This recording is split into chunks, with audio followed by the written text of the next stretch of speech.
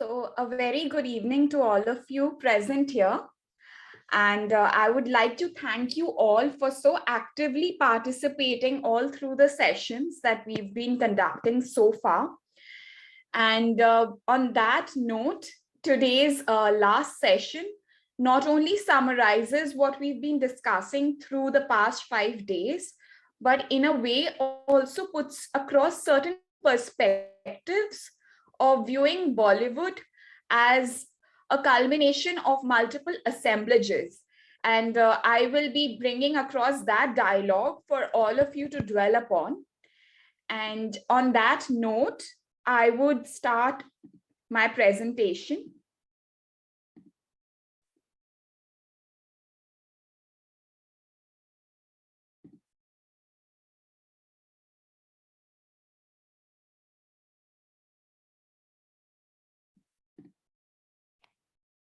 Okay, so today's session is titled पर्दे के आगे और पीछे क्या है. So a recap of session 4 and 5, as we've been discussing, that the affective responses to the understanding of disability makes us situate the dialogue of biopolitics in a way, looking at disability as in a way constructed deviant or difference, which produces the understanding of stare and unpacks the conception of look and the looked atness. So one of those examples of this dialogue becomes the acid attack, which is very visible. On the other hand, you also have disability as sacrifice, where you see films like Arzu, and the discussion permeates into looking at how the understanding of you becoming disabled is an act of devotion and love. So the concept of prosthetics also comes into play, where it gives you a transition to the performance of able-bodiedness. Now that is about looking into this dialogue of the visible disabilities that Mansi had been discussing about. In the next session, she took you across through this dialogue of the invisibility of disability. So looking at autism and its meta-narratives. Now, this is a dialogue that even Shubhangini Vaidya, who's a disability scholar in India, talks about how the construction of or representation of autism has played such a crucial role in caricaturing an image of autism itself, within which she talks about the performance of caregiving. And this is something that was discussed about in greater detail in yesterday's session. The tropes of motherhood. Now, motherhood as a construct within Hindi cinema, and particularly within Bollywood cinema in that sense, has always been this glorified idea of subsuming the other identities. A lot of film studies scholars and even those who just write about the understanding of motherhood in the context of India write about these caregiving performances. They talk about this trope such as Maitreyi Krishnaraj, Jashodhara Bagchi, discuss about these tropes of Indian motherhood, which has always been this crafted image of performing Indianness, and at the same time, this submissive demeanor, the very emotional caregiving person. Now, while we look into that dialogue of caregiving, there is also this other crafted imagery, that is construction of disability or the notion of being gifted.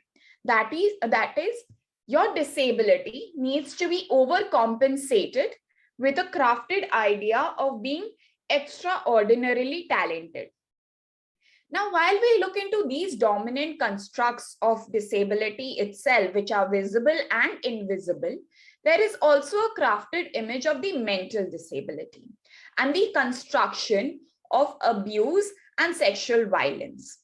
Now, making mentally disabled people within constructs of like maybe a film like Pinjar and crafting the image of how a person with disability is very vulnerable or susceptible to abuse also constructs an other understanding of name calling and shaming associated with the person with disability. particularly the mental disability.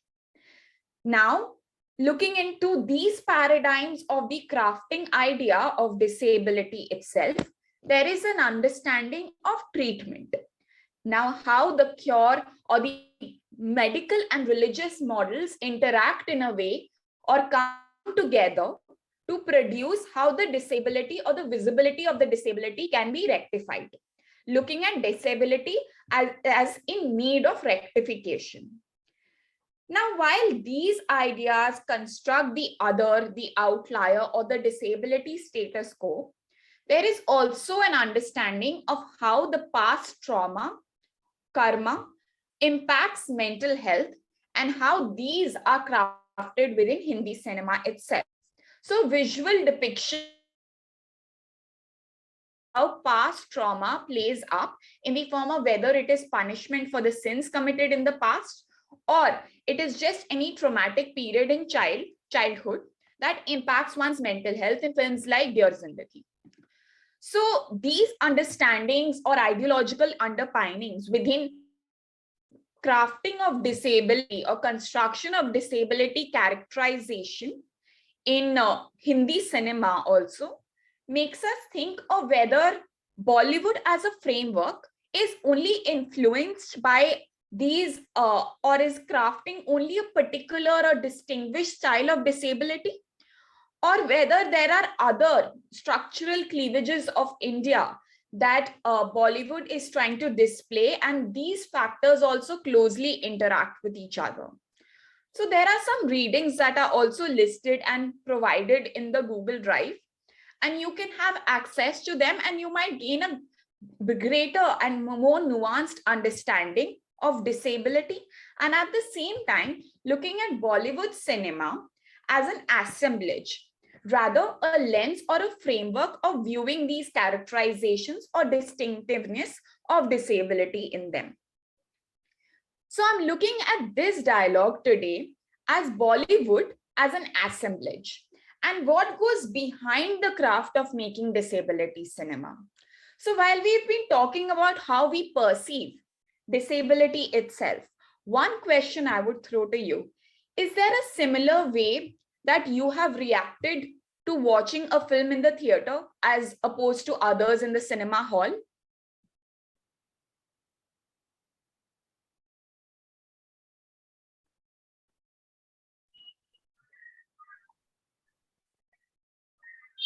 Anyone?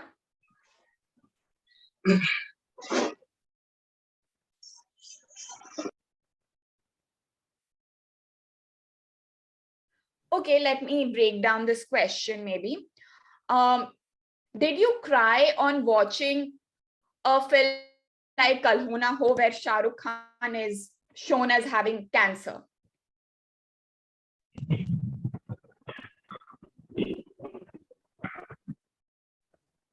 Yes, definitely. I think at one point of time, we all have done that. Like now we have read a lot of things, but before in the past, when we had not delved into deeper topics or like deeper theories, maybe then we did cry when Shah Rukh Khan, when we got to know that Shah Rukh Khan would die or like is probably dead by the end of the film.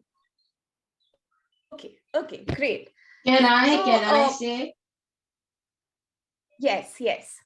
Yeah, you asked the first question that if you have reacted unlike the audience in any of the Yes. film that is depicting disability. So I would like to share an experience that I have.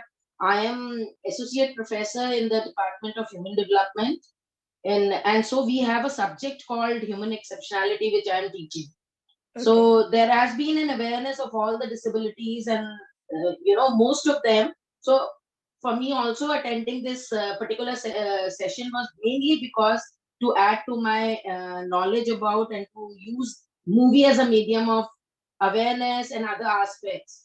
So when I saw Koi Mil Gaya, which is like right when it was released, so I was sitting in the theater and when people were enjoying the movie, I actually was very angry to see that how the whole concept of mental retardation, which was called at that point of time and now referred to as intellectual disability. So I was so damn angry, like the way the misinformation that was given in that movie regarding mental retardation, especially about the fact of that, even after 18 years of age, it can occur, and all that they showed. So at that point of time, it was really very, very embarrassing, though I was up, or I was not, I was so much involved, so much emotional about the whole thing. I didn't think also that how the audience are going to be reacting to my reaction. And I literally, it came out of my mind, what nonsense are they showing? And because people were enjoying it because of Jadoo and all, so I just looked around. It was such a silence, and my voice was like echoing in that kind of a thing. I thought so. It was like that. That once upon, I mean, I have reacted that way, and the audience were completely shocked to hear my reaction on the same. Great. So yes, that itself is very telling of it, Payal, that I'm glad you shared an experience of a film itself that you watched in the theater, where there were multiple responses and understandings of this similar film that you were all watching. You were angry looking at how mental retardation, which at this point is called intellectual disability, was portrayed in a film like Koi Mil Gaya, because people were probably more amused in seeing a character like Jadoo. Now, while we look into this, it makes us look at how the audience is actively engaged in watching the film itself. So this is something Lakshmi Srinivas, who is a film scholar, talks about, is there is active audiences. The audience is constantly looking at images, not directly just consuming it, but they all have their own subjective understanding to what has been shown in these frames in cinema. And that itself tells us about how Bollywood cinema, in a way, can either reiterate a particular stigmatic representation, or it can help you debunk that element of portrayal and performance of disability itself in its crafting. So it also typically makes us think that everyone does not receive, perceive, and imbibe or want to emulate the images shown on screen just the way the director has crafted them. A lot of people get angry. A lot of people might get amused. For a lot of people, it's the same construction of maybe Jadoo is more like humor. So there are multiple interpretations. And Gayatri Spivak, who's a cultural studies scholar and subaltern theorist, also writes about that there cannot be a complete objectivity when we are analyzing these constructions of images within cultural representations. So looking at that framework itself, it kind of tells us that then maybe we also need to look what happens in curating or characterizing or crafting what is shown as disability on screen, right? So there is not a similar mindset that is involved in maybe constructing a film like Koi Mil Gaya, and when there is a character like Jadoo, and then there is Hrithik Roshan performing disability, as opposed to maybe Tare Zameen Par, where there is a portrayal of dyslexia. So at the same time, the directors, the editors, the lyricists, the cinematographers, the screenwriters, all of them, and over 100 people actually come together in popularizing what is the trope of showing this disability on screen. And through the star body that is performing the disability for all of you to consume it. So the star body in a way becomes this whole amalgamation of multiple factors. What needs to sell for the audiences to basically buy and want to watch the film, right? Now, looking at Bollywood itself as this form of assemblage, where there are multiple factors involved that go into crafting, portrayal, and performance of the disability, there are these factors that eventually get circulated more like a product across globally, across pockets of India, across the rural, urban, whatever society one wants to talk about. The images of Bollywood, the way the star bodies are consumed, are different, and at the same time they are popularized as almost a commercial entity. So it could be in the form of maybe Dilwale Dulhania Le Jayenge, where there are wedding cards made just in the way that the film was. That was the immense popularity of it. Then there were also theatrical performances that in a way tried to emulate what was done as a massive blockbuster, such as Mughal-e-Azam. Then even merchandises were sold and popularized in a way with the star body constructions being shown and sold off. So with popular dialogues like "Apna time aayega," "Are to samba kitne aadmi the," all of them get popularized in the form of merchandise, which is then commercialized and sold off. So that immense power does Bollywood have. So while we look at it also as a form in which it can be used as a tool to mobilize and generate awareness about particular issues, a film like Diwar also gained immense popularity because it was shown as a period where there was a rising subaltern movement, and you want to get rid of the bougie classes, and that's why the rising angry young man holds symbolic in not just nation's history, but also in Bollywood's commercialized trend of tapping into the relatability of its Indian middle class audiences. So while we look at it as not just a national identity, there is also a global identity of Bollywood, often collated through its song, dance cultures. And then there is an image of identity that is constructed of the Indian across its diaspora. So even when it comes to celebrations, when it comes to prejudices, when it comes to constructions of the Indian womanhood, the Indian manhood, the understanding of Indian families, the understanding of festivals and celebrations, Bollywood in a way becomes that lens, right? So this video or typically shows you how this crafted imagery of Bollywood cinema created an image of how we perceive an understanding of Bollywood, and there is a global identity of Bollywood based on its song, dance, and its diasporic Indianness. Now, I'll just play the brief video so that you can all gain an understanding of how this Finnair flight had celebrated India's Republic Day in its flight itself, with the air hostesses who are foreigners performing or doing a surprise dance in the flight for all its passengers. And while they perform on these very popular Bollywood tracks, it was this conception of Bollywood's India that has become the global India phenomenon that gets actually popularized and leading to these construction of prejudices, stigma, understandings of bodies, construction of Indian tradition and culture. So while I play this video for reference, the video is basically a performance that has been done in the flight to celebrate India's Republic Day by the air hostesses.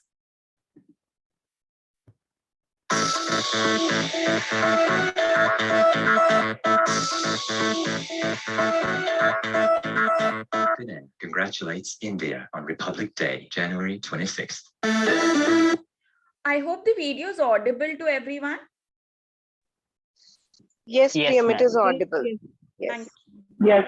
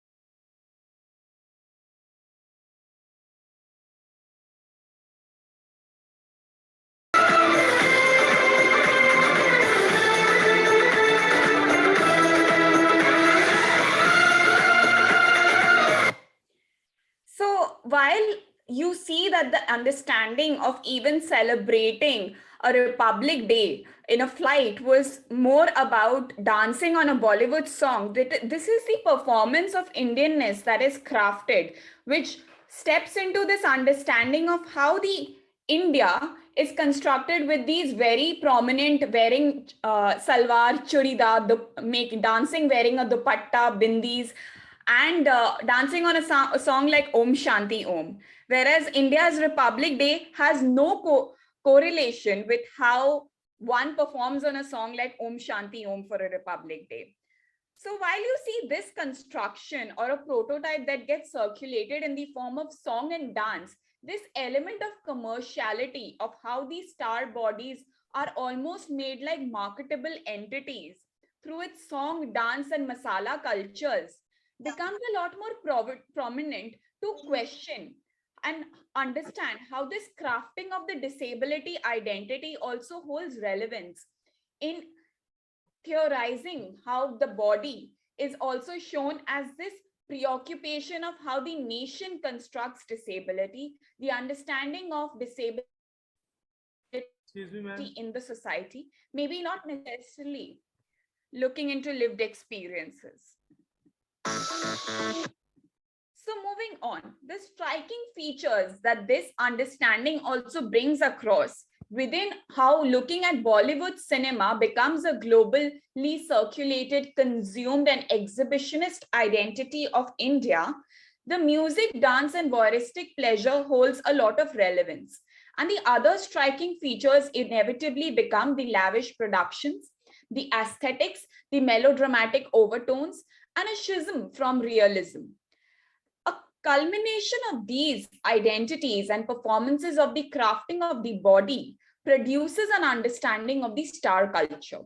And this star culture eventually takes up performing disability as how these understandings of technological developments have been crafting its way, how colonial epistemology is also shaped the historiography of transitioning from Bombay to the Bollywood industry, and therefore the desire to produce its own visualities, oralities, and hapticities. So a culmination of these ideas of producing how Bollywood can distinguish itself from the other cinema industries also means that we look into who curates the Bollywood as a structure. The directors, the screenwriters, the cinematographers, the editors, their visions play a crucial role in changing this socio-political climate, in understanding what makes the Bollywood a commercial gig or an industry, and what shapes these factors that curate the audience tastes and preferences of consuming the star bodies. But at the same time, it tells you that Bollywood as an industry also wants to make money out of what are the dominant viewership patterns. And the viewership patterns also are very distinctive because they are never constant. With changing socio-political scenario, it has its own impacts on the changing viewership patterns.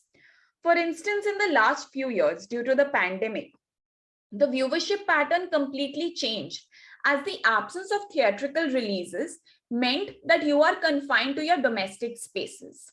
And domestic spaces means you need more content to consume because that is your other only form of escape to viewing the world. And in a way, it can also craft your understanding of how you want to consume and what you want to consume. So some people might want to sit and watch a film, while some people may not really like the culture of watching a film and think that continuing a series makes a lot more difference and that makes them happy. Some people want to watch films which have happy endings. And some people may just want to watch things that have a great story to tell, not necessarily a happy ending. Some may want to watch something that's closer to reality because it gives you a lens of the world. And some might just want to watch a fantasy world. So these factors in a way contribute to what crafts the Bollywood images, the narrative and its discourse. And that's why situating disability within these constructs, which are global, local, racial, colonial, all in a way play a pivotal role in shaping the consciousness and image and identity.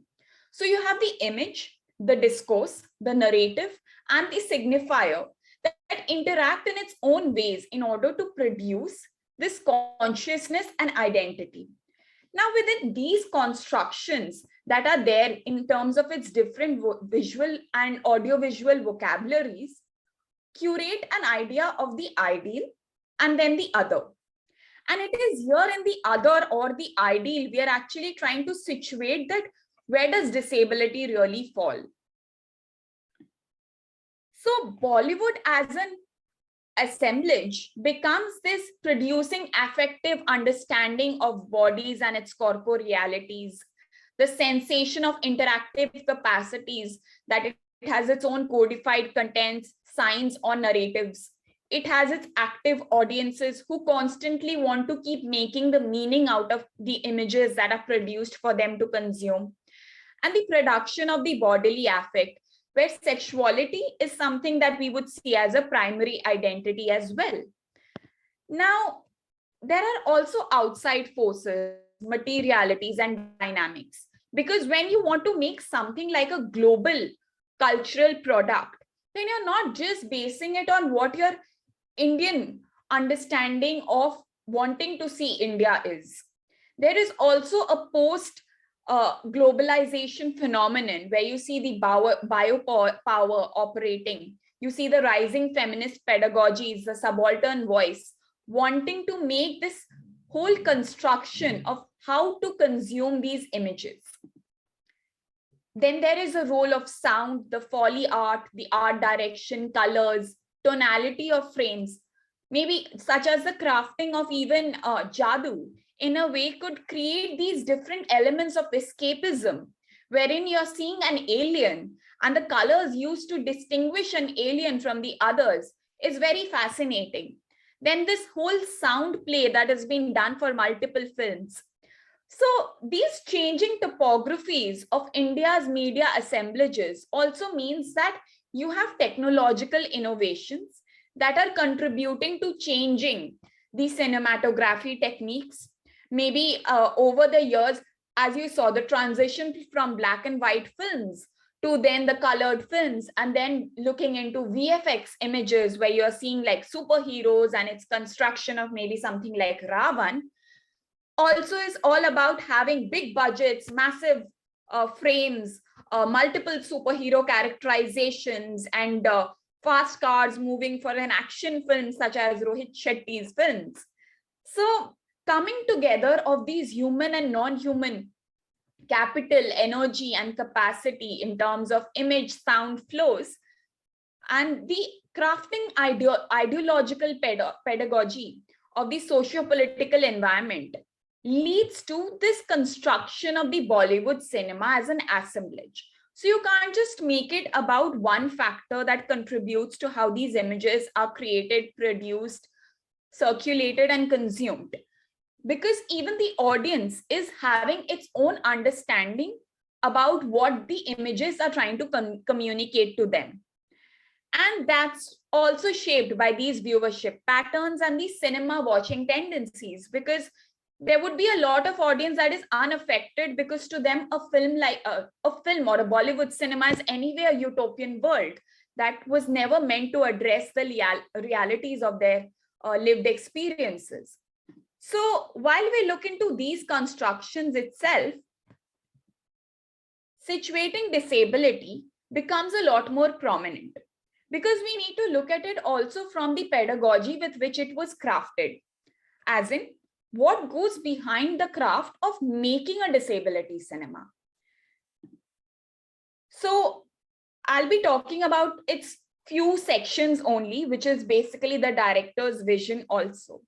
So while I interviewed the director of Aruna Raje Patil, the director of a film Bhairavi, which was released in 1995, that looks into how a visually challenged woman is unable to find a suitable partner who's willing to get married to her. In a way, her parents are also blamed for fooling prospective grooms who think that they are coming to meet and evaluate an able-bodied girl whom they envision would be their son's life partner. But her being visually challenged means that they are shown in the light of fooling them. But from the director's vision, she tried to say that crafting this image or producing this dialogue on disability is something that was a lot more challenging than other films, more like the commercial cinema as well, because it took a longer time for her to get into the skin of the character.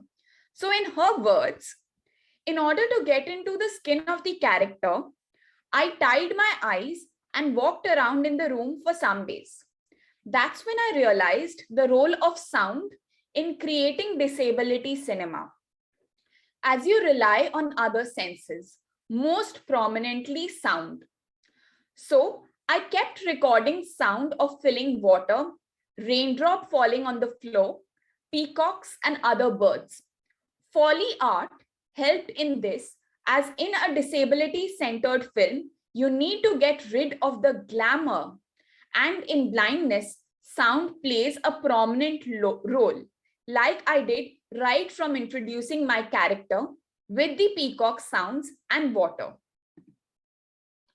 So while we look into this craft that goes into curating the disability characterization or distinctiveness, there is also an ideological pedagogy with which a film is approached in terms of the vision or the message it wants to communicate. And as she also put across, that in order to curate a narrative that centered around a woman's disability, the role of sound in terms of its technicality also played a crucial role, which she tried to incorporate based on her own understanding of disability. Now, another experience also that was shared during an interview by Akash Khurana. Contrary to Aruna Raje Patil, who also primarily directed films since the 1970s and has been in the industry since then, Akash Khurana has been more prominent with his youth-centric melodramas such as Mismatched, Rashmi Rocket, being the director of a film like Karwa, which has tapped into these sentimentalities of the youth centricism.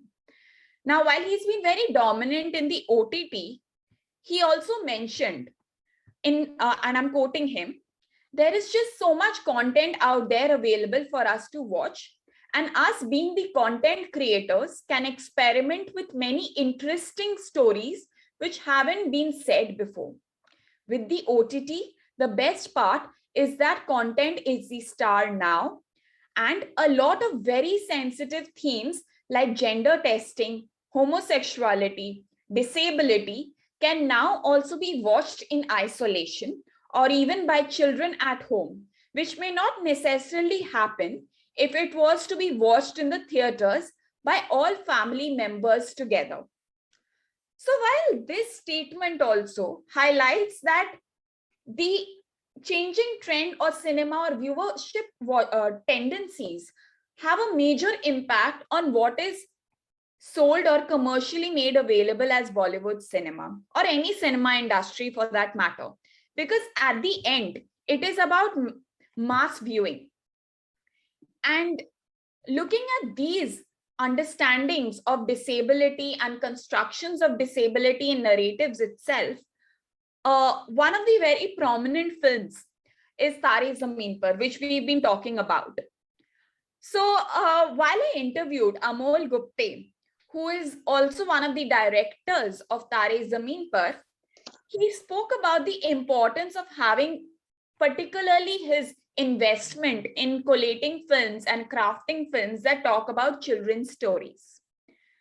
So, in his words, I did not want to make a story on disability per se, but the question of the Indian schooling scenario and look at disability as difference. Working with children for many years, interacting with the Indian Dyslexic Association, I felt that I owed them something. A film that addresses their concerns in a way and also not demonize children and make elders think about how they impact children's self-esteem by wanting every child to match up to societal parameters. Even its songs did that which I wrote. This was an idea I had worked on since 2000, so over 7 years of research, ideation, and thought being put into it. So looking into this directing vision that goes into crafting disability itself says that it has its multiple assemblages and factors, wherein what they have experienced, what they have tried to understand about disability comes into play while they want to highlight or address disability, which may not necessarily be their primary concern. A lot of times it is also about the story that they want to produce.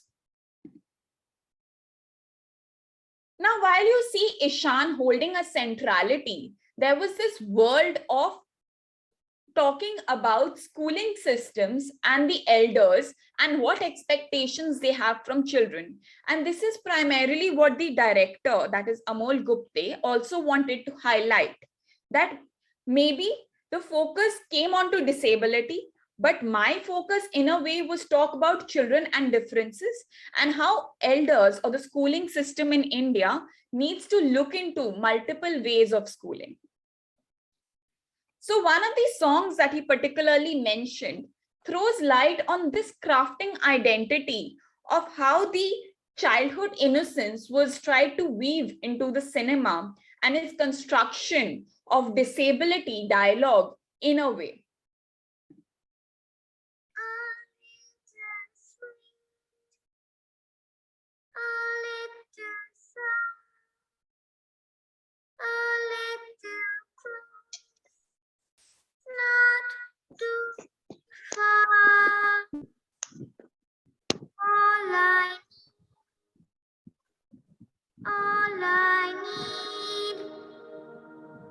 All I need is to be a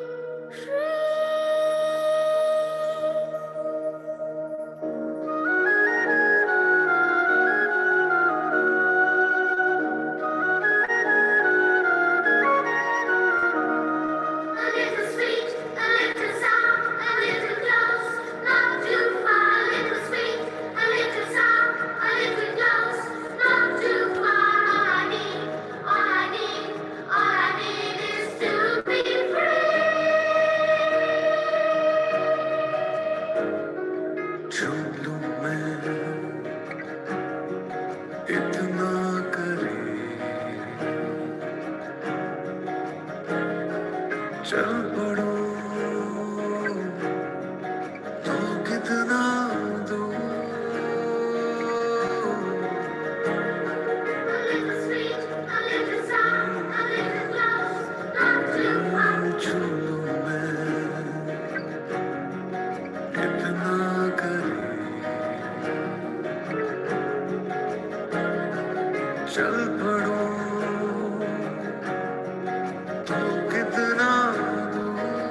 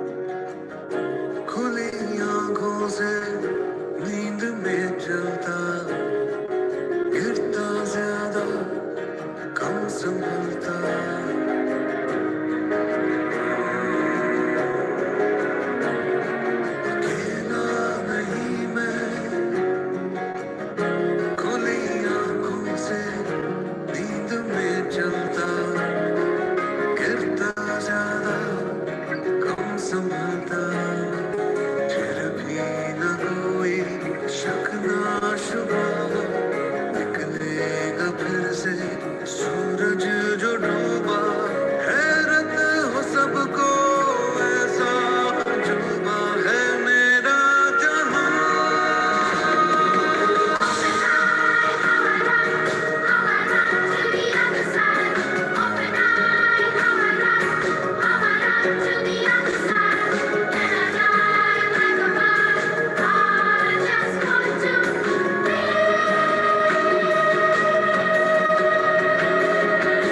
उड़ने को सौ पंख दिए हैं चढ़ने को खुला आसमां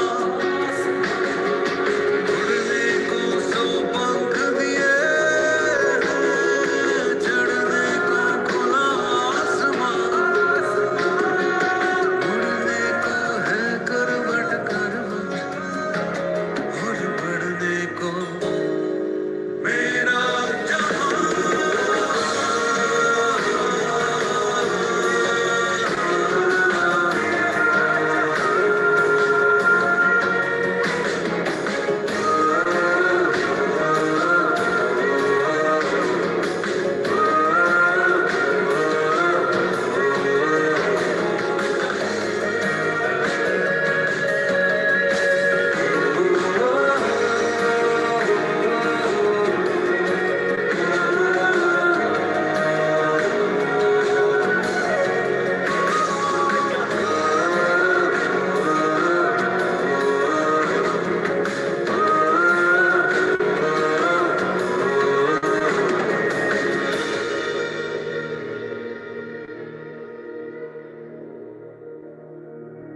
बचपन के दिन चार ना आएंगे बार बार जिले जिले मेरे यार जेब खाली तो उधार जी जिंदगी So the reason why I wanted to play the entire song was basically to highlight this understanding of how he says that उड़ने को पंख दिए हैं and all I want is to be free, while he is amused because he's feeling liberated and free because he's walking down the streets witnessing the everyday lives.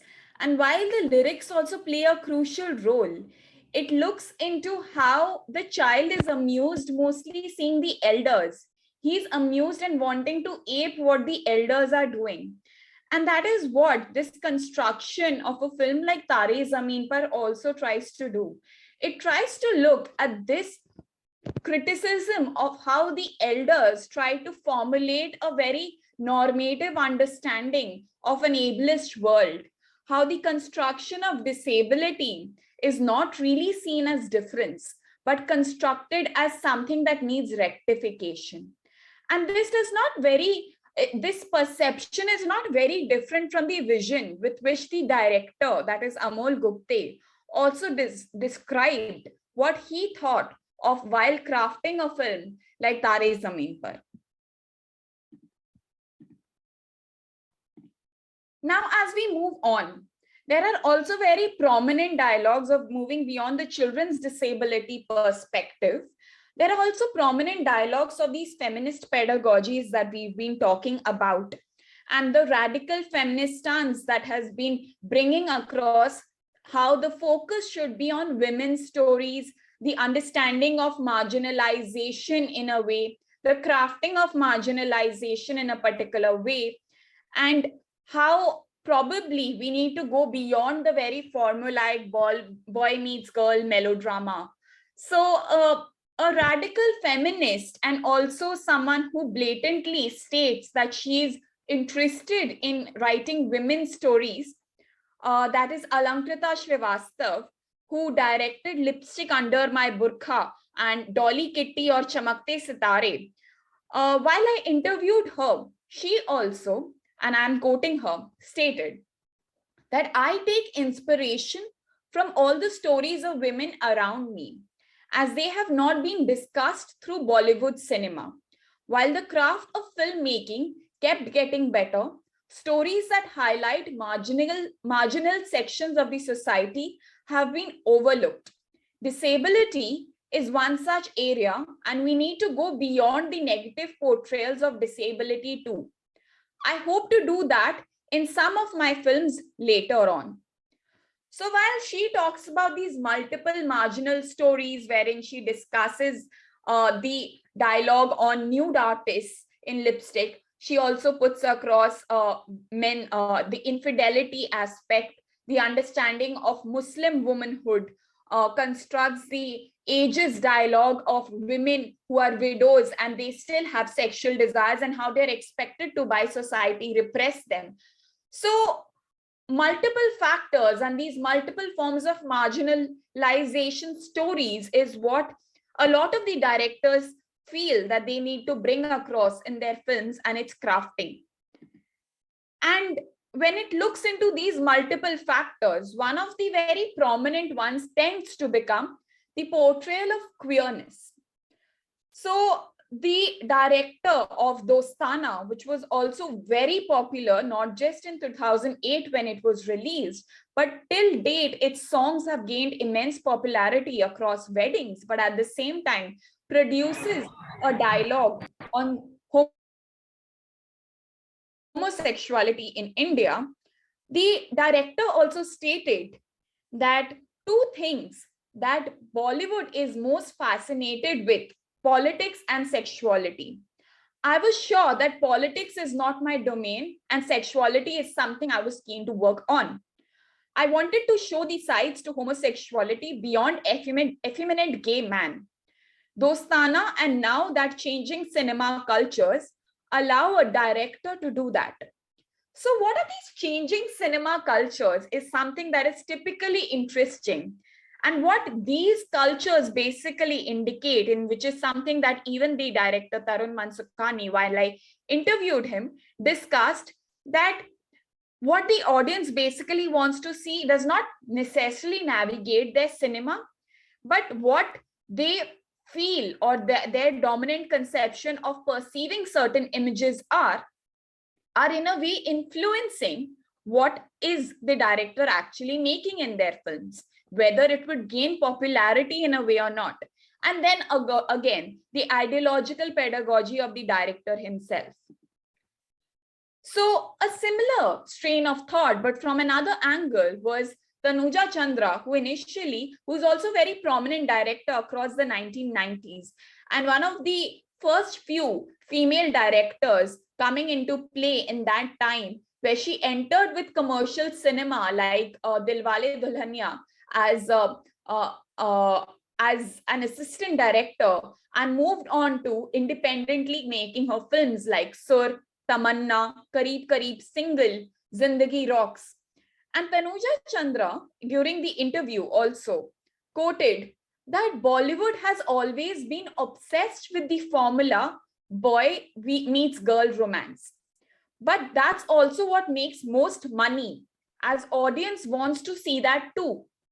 I joined the industry and was one of the first few female directors with a vision of making films that makes women the star, highlight her career and passion, addresses multiple sexualities, and show women as independent.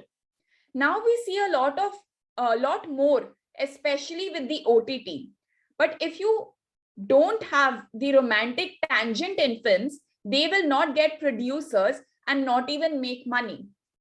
So her views in a way actually highlight this whole business that goes into getting funding for making a film, the dialogue it curates, and whether that has the capability of luring in the audiences that is still very preoccupied with a sense of happy ending, the understanding of a boy meets girl romance, the understanding of films leading to this whole escapism mode or the urban cultural milieu or diasporic setting. The slapstick humor and the commerciality of the industry largely mediates as a primary focus of how even directors think that their idea of a film's craft is capable of making it within these box offices as a hit or a flop. So now moving on from the director's vision, the one who writes it also plays a very crucial role in curating these storyboards and mapping of what goes into the craft of characterizing disability. Now, whether we say that they are portraying these characters and performances within their storyboards as with empathy or not, is again their own subjective understanding of how they want to craft disability for its mass audiences.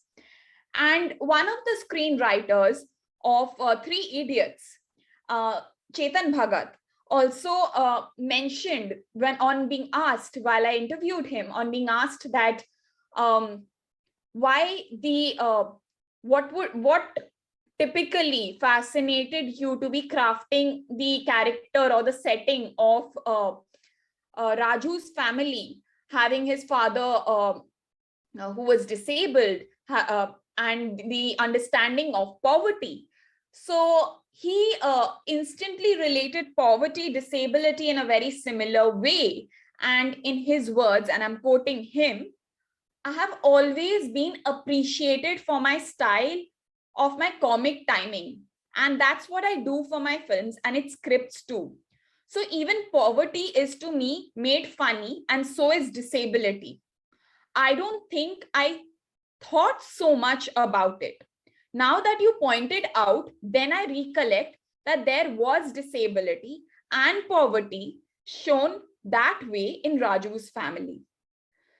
So while this dialogue and discussion about how we perceive these images, the writing, the performance of disability on screen, what goes from the very nascent stage in terms of developing its characters of these performing disability on screen holds a very prominent role, because that is what is the image that we are trying to critique, we are trying to question, we are trying to collate and collaboratively understand, which is why Bollywood cinema becomes this global entity that is consumed, criticized heavily, but also an exhibitionist gaze for its global audiences across. And therefore, the image creation, the ideation, the production, the direction, the vision, the craft that goes behind it enables everyone to actually think that there are multiple factors that really play up into producing or crafting this dialogue on disability and sexuality.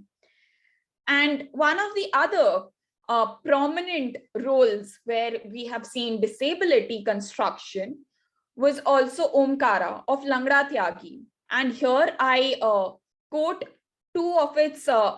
couple of its dialogues, which are also very prominent in Langra Tyagi's characterization. Also crafts this freakish association prominently with Langra Tyagi. And while I interviewed the screenwriter, he had something else to say about its craft in itself. While it is adapted from Othello and created within an Indian setting, caste plays a very prominent role in its crafting of the narrative. And in his words, while I quote him, Langra Tyagi was a very powerful character as his caste identity superseded his disability. Although he was addressed Langra, there were other parameters like him being an upper caste, which made him more powerful. In Indian setups, especially in rural India, most portrayals highlight caste and other identities take a backseat. So Shakespeare's adaptation in the form of Omkara was one such way of showing India's caste system, and disability was just an add-on element. I think Vishal Bharadwaj, who's the director of the film, just created the disability part of it and then forgot about it. So while a lot of these discussions become a lot more prominent, especially of disability characterization, when we talk about Langra Tyagi, when we talk about Tare Zameen Par, when we talk about films like even Three Idiots and Raju's Family, a lot of these aspects of whether a disability was shown as a centrality or a side figure, or the characterization of disability, whether disability was curated to highlight disability as an anomaly, becomes a lot more prominent, especially through its writings, use of dialogue, the kind of dialogue delivery that they do, the stylization techniques that are used in crafting the dialogue itself. And on that note itself, becomes prominent that whether the disability as a writer's perspective or vision was crafted in a way that it had to draw the attention or it did not. So Ghazal Dhaliwal, who is also a queer activist, but at the same time, she is one of the first film writers, script writers in Bollywood who comes from the queer community, feeling and communicating very strongly about her stance, had in the interview also stated that while she worked on developing the script and the dialogues for a film like Wazir, so in her words, I did not even realize that Amitabh Bachchan's character had a disability. To me, his mind, this vision, and his confidence in executing his plans took over other components of his identity, including disability. Bollywood has exhausted making films centering around hero's journey, and there can be no more such stories. The disability and queer stories are now coming into prominence, and my own sexuality plays a major role in feeling with empathy for these characters, women, and minority stories. So while she believes in this idea of empathy and also the concept of developing characters that communicate a particular social message, which she also stated during the interview, it also highlighted in a way how she tries to communicate this dialogue through certain snippets, although within a formulaic construction of Bollywood cinema, but through certain snippets of how she tries to draw attention to films like Wazir, Kareeb Kareeb Single, that taps into the public sentimentality by drawing attention of widowhood, but not widowhood with a desire of wanting to find a partner and dating, and also construction of same-sex love and desires, the lesbian romance story in a film like Ek Ladki Ko Dekha To Aisa Laga. While she also stated that a lot of it comes from her own personal experience of being marginalized, but at the same time, seeing the power that Bollywood has and the impact that it creates in crafting ideas, prejudices, and perceptions. Her view on the writing of disability also highlights this perception that she draws from the society. Now, a snippet of this disability dialogue was also brought in with the fear of disability and the construction of motherhood and surrogacy also in a film like Mimi, where Mimi, who decided to become a surrogate in order to get money from a couple that was unable to have their own baby, but willing to pay for it, and they came from abroad, Mimi is left abandoned in a way because the parents now feared and were told by the doctor that she cannot, the child possibly has Down syndrome.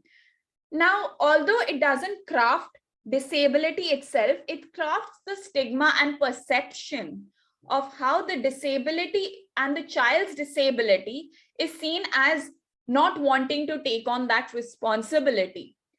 And this is a dialogue that was tried to be navigated in a film like Mimi, which was released last year. So while I interviewed the screenwriter to know more about his vision of crafting this dialogue on disability, in his words, and here I'm quoting him, I wanted to say Mimi's story, who believes that even if she's about to give birth to a child with disability, then she will. I'm not particularly against abortion, but Mimi's character was convinced that at the end she won't abort and will own the child regardless. Also, it was inspired from a story we had heard, read, and researched, where the couple fled on knowing the child having a disability. My intent to write such stories is to bring about one particular message, but then wrap it up in an engaging story. At the end, cinema is about keeping the audience engaged with an entertaining story. So while I would like to quote Vidya Balan's dialogue that it's all entertainment, entertainment, entertainment, at the end, when one talks about the commerciality of Bollywood cinema also, when it comes to the writing, the direction, the editing, the cinematography perspective, it is still consumed and subsumed by this identity or construction of how there is a prototype of films that are expected when it is a Bollywood cinema. Unlike other forms of art or regional cinema, which are also another bracket in itself of cinema and identity construction, Bollywood cinema has this entirety of being consumed as a global cultural product, also wanting to seek revenues, unlike other film industries. And that vision gets crafted and permeated into its writing techniques, forms, content, and even manners. So it is more about what is the audience even expecting and whether it is a trend that would entice its largely male dominant audiences also in a way. Now, while these trends don't remain constant, as we've also seen that mapping through the historiography of Bombay to Bollywood itself tells you that people's trends, viewership patterns keep evolving, whether it's in a good or a bad way. It's again left on for us to perceive.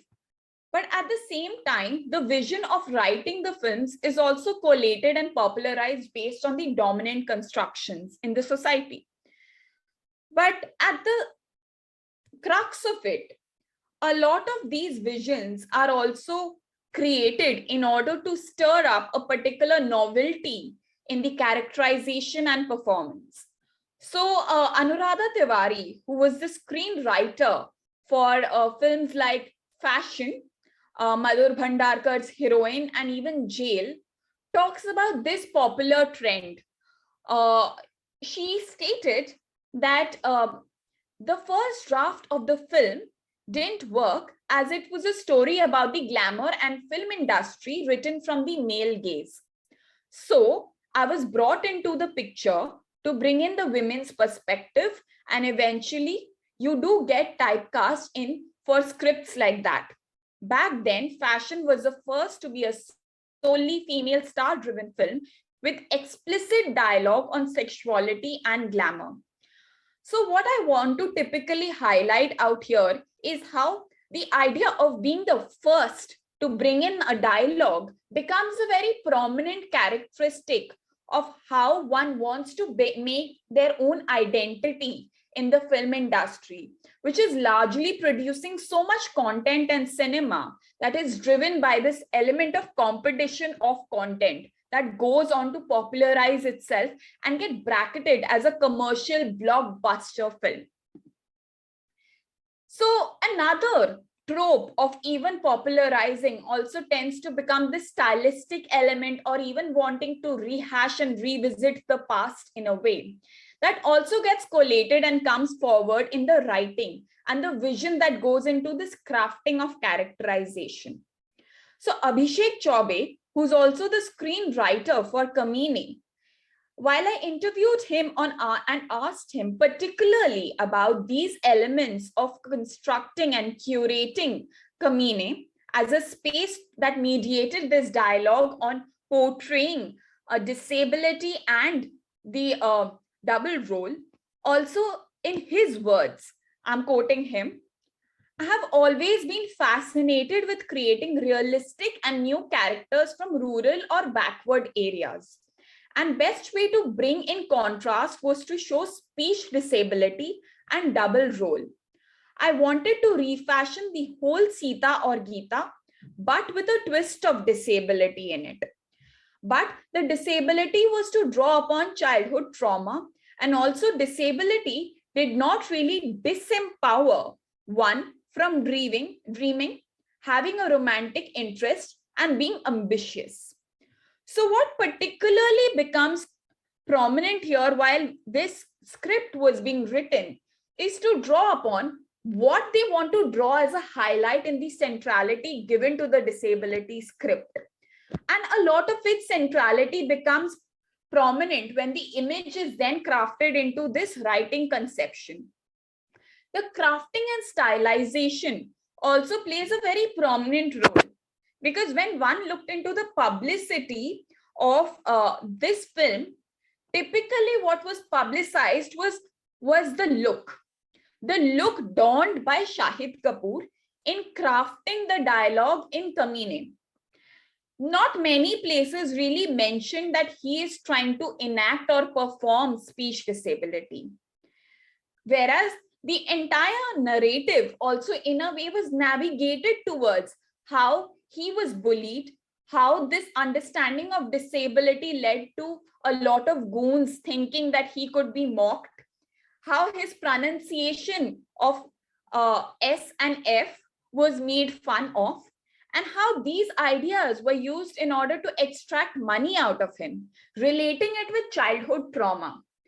Now, while looking into these multiple facets that were navigated into the film, what is typically fascinating is how the audience or even the commercial element of marketing the star body or crafting and stylizing the star body in order to entice the audience is Shahid's new rugged look, a hit. Now, this is something I'm quoting from one of the newspapers articles that were released in the same year that the film was released. And this in itself navigates you to think that what is this identity that is being advertised of showing the performance of disability, and whether we can say that disability was drawn upon as a centrality when it came to marketing in itself. Now, when we even look into the characterizations in maybe films like Barfi, the stylization component play a very prominent role, because when we look into these constructions of romance, the ideas of scenes in portraying how autism is curated in a way or crafted in terms of clothing and shown in the form of disability romance drama, which was also a novelty, especially in the year that it was released. This particular scene draws upon that attention where Ranbir Kapoor is apologizing and wants to come back to Jhilmil. While you see Barfi and Jhilmil in this moment of wanting to get back together, you see the way in which he tries to craft up a way of putting eyelashes in the form of paper, and also tries to let her know that he's still in love with her by reassuring her. While you see Jhilmil's reaction also in this moment is a lot about fear, apprehension, and dogma. The stylization of the two characters, the clothing, is something that typically draws attention also in a way. And now I play this scene. So while this scene was quite short, and it shows this entire stylization, characterization of crafting of romance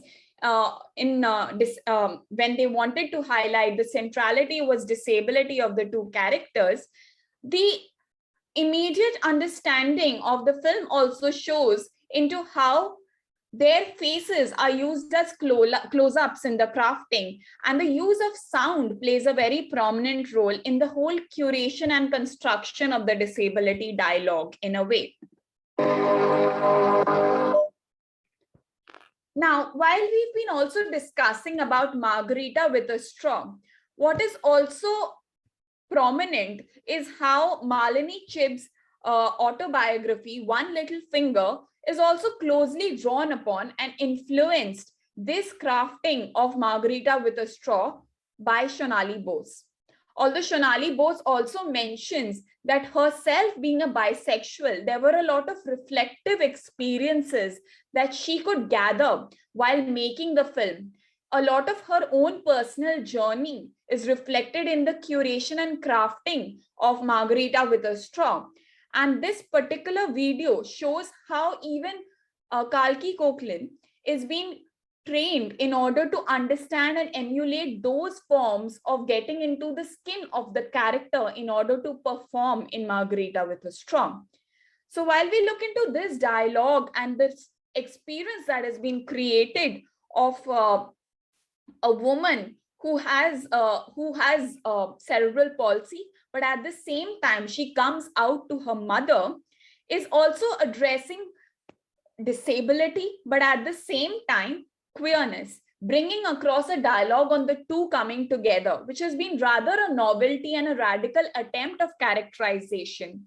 But looking at the behind the scenes helps you look into this different vision of its craft making and looking at film as an assemblage that has these new media characterizations that go into its cinematography, editing, the use of Avid that came into play in order to cutting down the films as well. So while I play this video, this is a journey that becomes symbolic of what were these performances that were really going on behind the scenes, which actually permeated on the screen.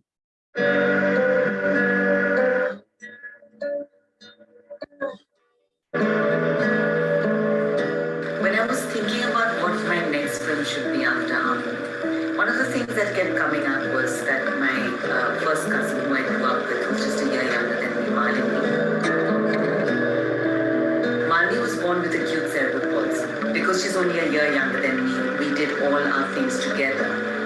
And everything was fine till we were teenagers when she was such a romantic. She just wanted to fall in love and have boyfriends, and she couldn't have that at all. We met in London, we met at a bar, and I said, so your 40th birthday is coming up. I had just turned 40, she was 39. What do you want for your 40th birthday? What do you want to do?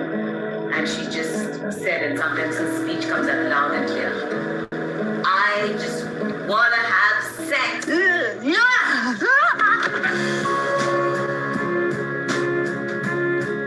So that seemed something really interesting to me. It was personal, it was painful, and it was also something interesting. And I felt that we haven't seen this, we haven't dealt with this issue in cinema of disability and sexuality. So that germ was there, which was building into a kind of a story.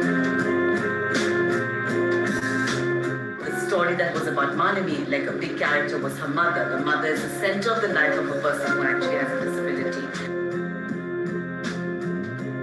I lost my mother. I was living in this hospital. And I was in this garden trying. I think I like Shunali very much. I relate with her. I know her. Because I've seen mothers children who have cerebral palsy.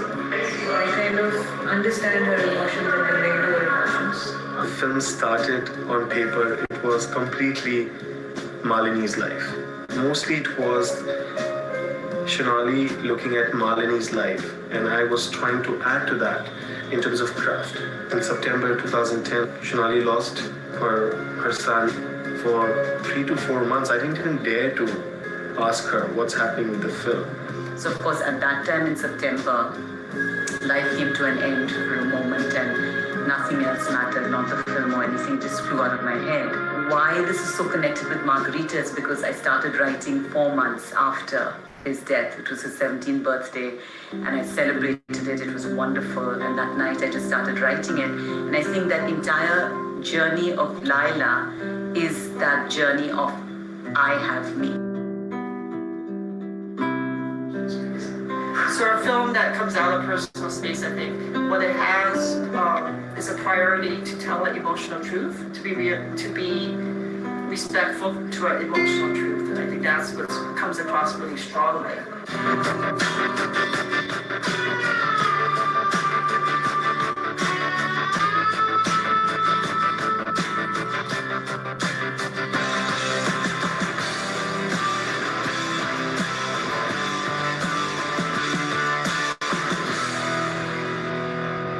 If you ask me what is the theme of this film, the theme of this film is not being gay, it's not being disabled.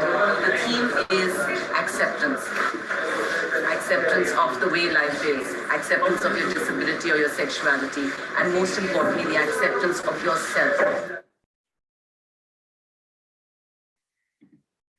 So while this video also, which talks about how Malini Chib's life was tried to brought into this entire craft of making Margarita with a Straw by Shonali Bose, who's her cousin, also looks into how it was seen as a moment of catharsis. For her, in a way of crafting this film, was also a dialogue with herself when she highlights that it's not about the queer, it's not about the disability, it's about the acceptance, and how prominent that role of acceptance plays within this craft of making a film also. So that was a central message that she tries to draw upon in the film, and how a lot of it has its own influences from her own life of having lost her son while she was writing it, her own journey of growing up with her cousin who shared her experience or her desire of wanting to have sex on her just before her 40th birthday. And these moments, in a way, to be captured or become symbolic and prominent in a film like Margarita with a Straw, which is what we really see as an end result. So now when we look into these forms of navigation, when we look into these forms of construction of disability and the dialogue that it is created, so even Crip Camp, in a way, was a reflection of how it has a dialogue with the disability rights movement. And I'll not play the video because it's quite long, but the entire trailer and the entire reflective journey of it also shows that Crip Camp had its influences from the disability rights movement in order to draw upon attention on access, stigma, prejudices, and frame them within a cinematic idiom. And now these are the narratologies that really play up, that's how the audience receives, perceives, consumes, circulates, popularizes the images and constructions of disability that has multiple facets in order to curate the dialogue itself. So now I'll go and move on into the editor's vision of crafting the film dialogue when it looks into these perceptions of showing what is expected by the audience, what are the parameters of evaluation. So the editor's vision also plays a very crucial role because it shapes how you are supposed to be finally consuming the cinema and whether you're really engaged and invested into the craft of what the vision of the director in collating the film to you was.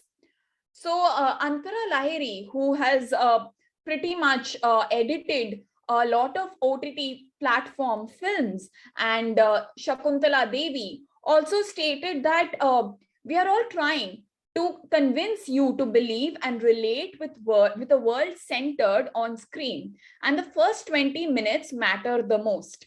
If the intent is not communicated, then one can easily skip the movie and change the channel.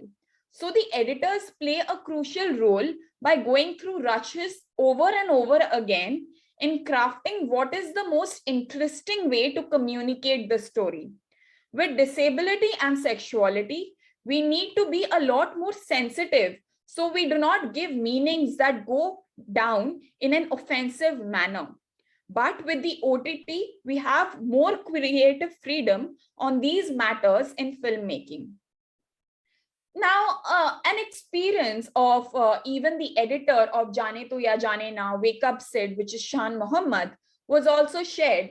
And I'll just quote one statement that he said: "It's all a fake world, an illusion that we are trying to sell to you. If you believe in it, then our task is done. As an editor, I put in my thoughts in thinking if the film connects with me, and based on its story, I take away dialogues as faces convey best emotions than the long monologues, which can put one to sleep. Disability is also created through those emotions, illusions, and narrative elements. So while you look into these visions that are going into the craft of editing the film, the visuality of a Bollywood film also typically makes it a lot more crucial.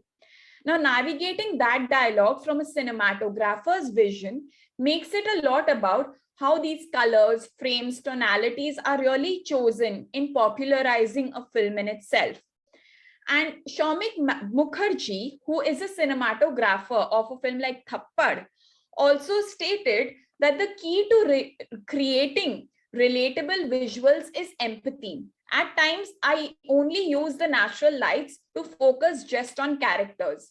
So close-ups, long shots, multiple retakes, and lighting are factors based on what the director wants to say in his story, and we follow it that way.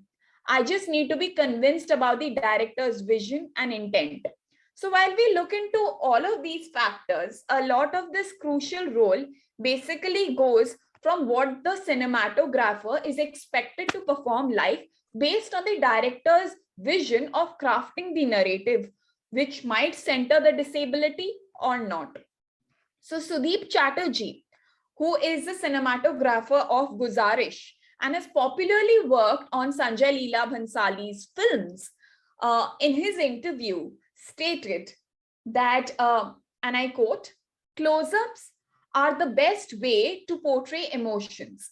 And we just chose few colors in a character-driven films like Guzarish. The storyline draws attention towards the disability and sadness part. The colors played a crucial role, and so did Aishwarya Rai, having a lot of red, which meant love and lust at the same time. But at the end, I am a director's cinematographer, and I try to materialize his vision in reality. So we went for site studies, chose landscapes and the house away from the city, so it complements the narrative and highlights the disability. So this is the larger compass that basically portrays how these close-ups are navigated while you see multiple close-ups in a film like Guzarish, because the centrality of the narrative is to bring in the disability dialogue. And at the same time, that correlation can also be brought into films that can possibly be labeled as cancer films. This is something that Madhava Prasad had discussed about in his dialogue write-up on diverting diseases, where he talks about cancer films in a way, wherein you also see the use of close-ups peculiarly in order to highlight this dramatization part of the narrative, wherein the person who's suffering from cancer is instantly the focus of the attention, and the narrative is, the entire narratology is eventually navigated towards the cancer and making the cancer patient happy. So now when we also look into these parameters, there are technical and technological factors that I mentioned, such as VFX, that also play up in constructing and curating disability, which also becomes very prominent. So even though a film like Zero has multiple forms of criticism of how it brings in the dialogue of disability, the technicalities involved in it also is about the VFX. The breakdown of the show reel highlights how these factors come into play in constructing or crafting this illusion that cinematographers talk about, this element of fakeness that is created in order to make the performance of disability unique and different, even when it comes to the construction of the star body in that way. So I'll just play this video very briefly, which is Zero and the VFX show reel, which shows a breakdown of how Shah Rukh Khan's character in Zero is being curated in the space of dialogue.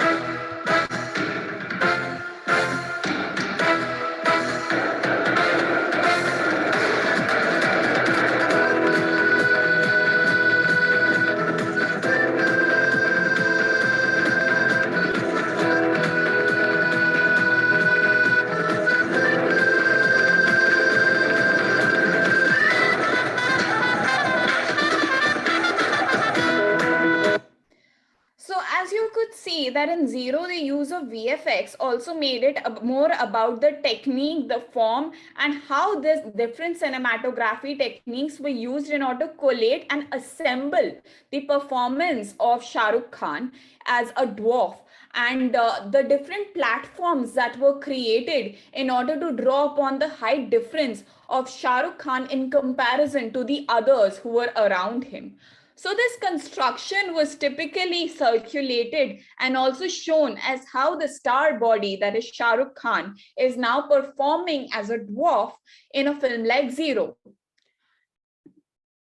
Now, what brings into highlight is this element of acting disability, which also is typically intertwined with acting queer, because as it goes with the idea of sexual minority is always clubbed into a similar form of a bracketing when spoken about from a directing or a filmmaking perspective.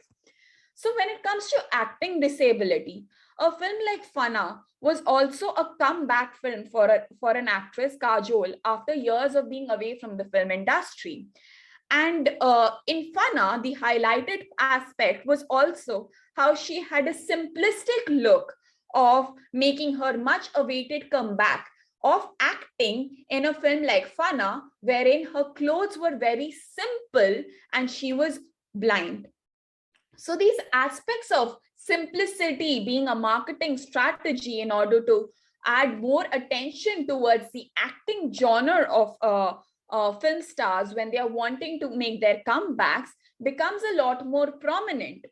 Also with a film like Koi Mil Gaya, wherein Hrithik Roshan stated that I have paid back for my flops, was another element that was highlighted because his performance of Koi Mil Gaya in performing mental disability was shown as this form of acting disability, the difference of stardom that it collates and creates in order to generate a dialogue on his acting abilities and versatility as an actor was drawn upon with attention.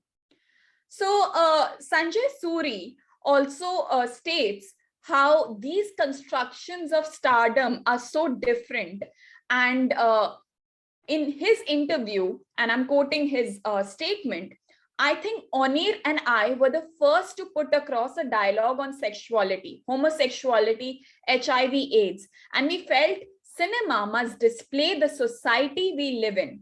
I will not call myself a mainstream Bollywood actor or director. And since it's for people, stories on pressing socio-political issues, we thought of crowdfunding too, for I am. And that made it approachable for the minorities who felt they were heard. People with disability to resonate with such queer and abusive stories as they felt represented. So this element of wanting to tap into this idea of bringing in a dialogue with the society also goes in this form of a queering dialogue that has been created in changing the cinematic landscape and cultures, with even a margarita with a straw or fire, my brother Nikhil, that has been initiating this form of how we discuss marginal sexualities, has been a changing facet of navigating how we look at Bollywood and how it has different stories that drift away from the hero's journey or the formulaic melodrama with happy endings in a way, also bringing in the marginal sexualities in a form of representation in Bollywood. So that's why the queer movements, and when we look into the crip culture that talks about the queer and the disability together, looks into these ideas of sexuality and sexual dissonance that have been created through Bollywood cinema's popularized tropes and in a way navigated through a way of crafting the disability dialogue.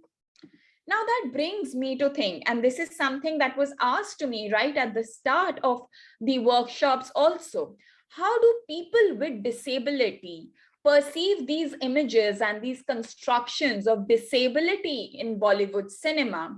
And that's why I will only read upon some of the snippets from the interviews, because we cannot really take away that the people with disability and how they receive and consume these images play a crucial role in actually these image creation and what is consumed as disability cinema.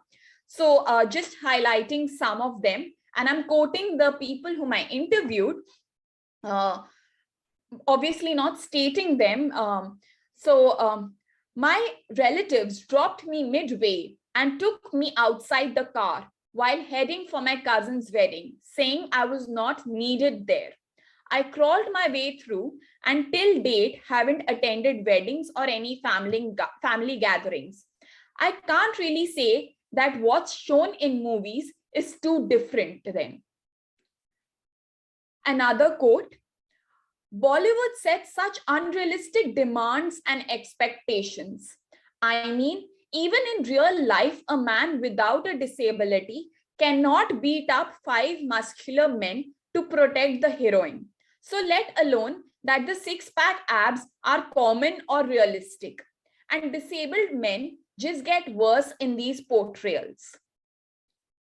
Another quote, the wheelchair is always drawing attention. Why can't disabled women be shown as capable of being married, having a family?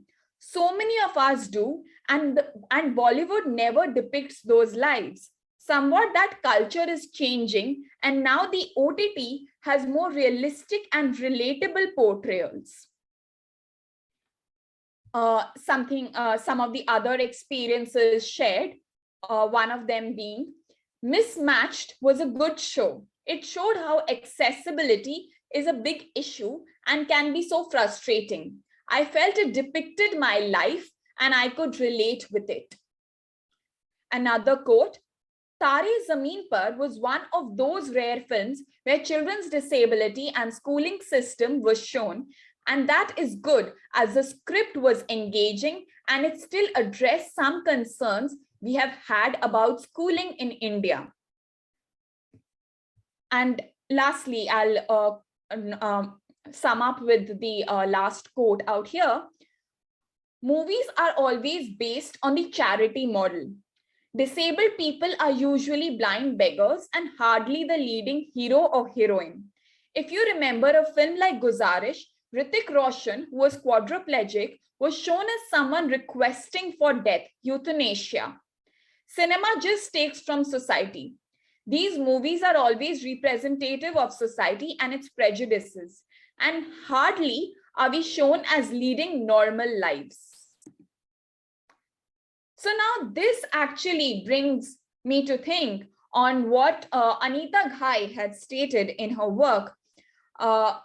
Images in films and television rarely, if ever, inform the viewer about the everyday lived experience of being disabled. Cinema relies on invoking emotional reactions such as pity, horror, or a sense of tragedy.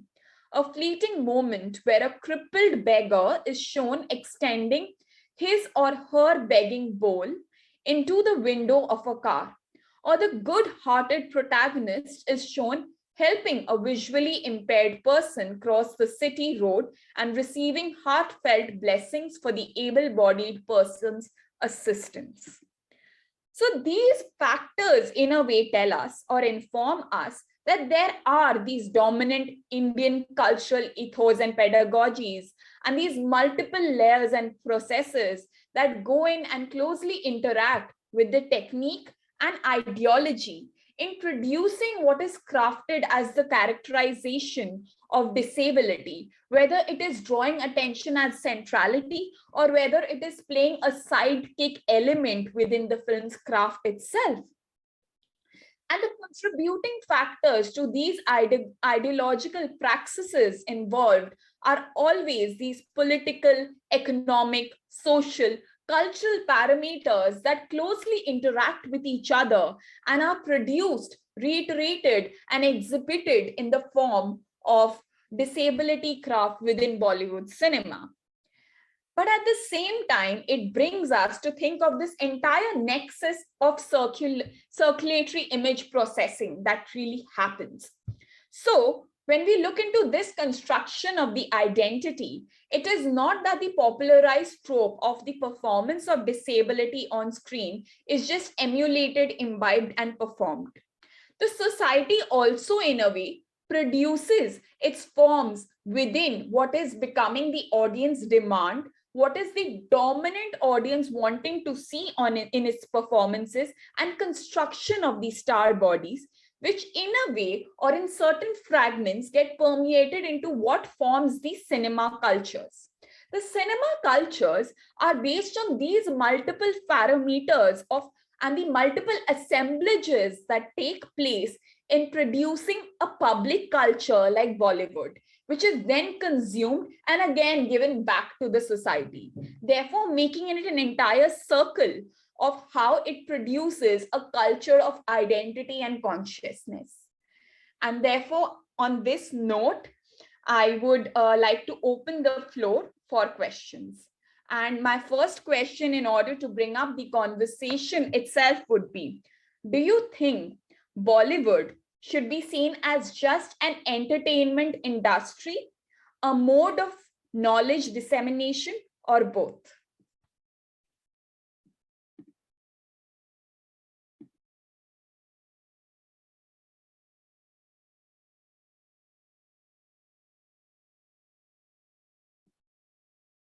Okay. So Tripti says that it's both. Anyone else? Is it just entertainment? Is it knowledge dissemination? Or it is both?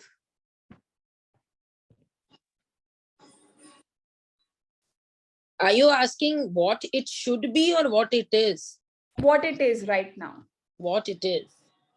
So I think it is more of entertainment rather than knowledge dissemination.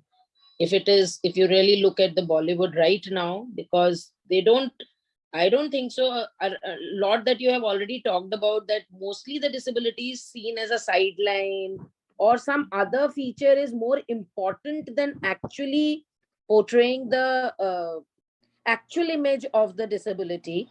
And this whole construct of putting music and so many things into the whole thing definitely has much more towards because I've seen a number of movies which are made remake of the Western movies, and when you see them you find it so straightforward and focused. But when it is made in our Bollywood, you have songs, you have love story, you have everything, and then suddenly the movie which was spreading the message so beautifully, which is from the Hollywood or from the Western culture, here it seems to be very diluting it, and the message is something else only taken by the audience. So I have number of movies like that which has been made, like which I have seen, and in comparison, like one of them is Hitchki, which is the remake of In Front of Class. Though to a great extent they have copied it, but Indianness is put into it, and the Indianness is, yes, music, dance, and that kind of thing. So I feel it is more of entertainment rather than knowledge dissemination. Okay, so what would you say that it should be then? It should be both. Okay, great, great. So, very interesting insights that you actually said. And in a way, yes, maybe the whole distinctiveness of maybe bringing in the aspect of Indianness, even if it's an adaptation in a way, Bollywood caricatures disability in a way that we perceive the construction of it as something that is seen as entertainment rather than bringing a sense of sensitization. Have I worded you correctly? Yeah, yeah. Okay. Yes. So moving on to Amrita has raised her hand. Hello, Priyam. So I think this question is a little more complicated. So it depends on, I think that most of the movies, it depends on who the audience for the movie is for. Like, for example, when you take like movies, most of the movies in Kannada, at least, that is the culture I am from, the kind of people who watch it, they do not go there for like receiving knowledge, and the kind of movies that they watch also, the kind of things that they learn from it, they think that it's okay to stalk a woman, they think that it's okay. Like I recently read a post where some guy, he had stabbed a woman because she said no to him. So these are the things they kind of think is okay because that's what Bollywood or Sandalwood or any other movie industry shows them. And the kind of movies like even Tare Zameen Par, for example, or anything which shows disability, those are not the movies that these people watch. I don't think the mass in that sense really watches any movies which give them knowledge. So entertainment has to be a part of it, but they don't receive the right message from that entertainment also. So it's a little complicated, I think. Definitely. Great, great. And I'm very glad that Amrita, you brought in that insight also about the basically the mass. What is the mass watching? What is the mass wanting to seek out of a cinema watching experience? And is the mass trying to emulate what is being shown by the stars? And this is also something that a lot of particularly star studies is also coming up, wherein these fan cultures which S.V. Srinivas and Richard Dyer, particularly, who are film studies scholars, they talk about how this star body is an embodiment of what the mass wants to see. And they go to the cinema they want a cinema watching experience where they go and whistle, they want to go and copy the trends and the style, hairstyle and the clothes. For instance, something like bobby prints, the polka dots came up hugely as a craze, as a trend. And similarly, that goes with a lot of other popular trends. So that's the element that maybe the mass wants to seek. So it's more complex than whether it is with this format or that format, or what is a good or a bad. So Sanskriti, you've also raised your hand. Yes, hi. Thanks for the session, Priyam. So I actually find it really interesting that Amrita went right before me and she spoke about how complex the question is, because I find the question complex too, but perhaps for a different reason. So at least to me, I don't think you can choose what you take away from a film. So it can be entertaining, but at the same time, you can't really extricate knowledge from it. Especially, I'm coming from the place where, for instance, the phenomenological tradition would say that perception is a form of knowledge. It would say that the affective responses of our body, conscious or unconscious, controlled or uncontrolled, are part of knowledge. So I think what it is right now is both, but just like we have unreliable narrators, I think Bollywood can be an unreliable narrative, especially in terms of disability. And perhaps what it ought to be is more conscious focus, like especially the kind of films you discussed today, a more conscious attempt to change that narrative, because I don't think the two can be divided or separated. Yeah, thanks.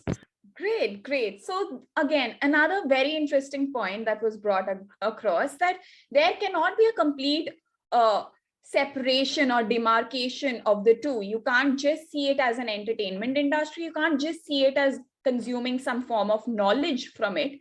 It's an amalgamation of these multiple factors and takeaways that one has from a film and one ought to expect from a film's narrative. So, okay, so moving on to Abhay.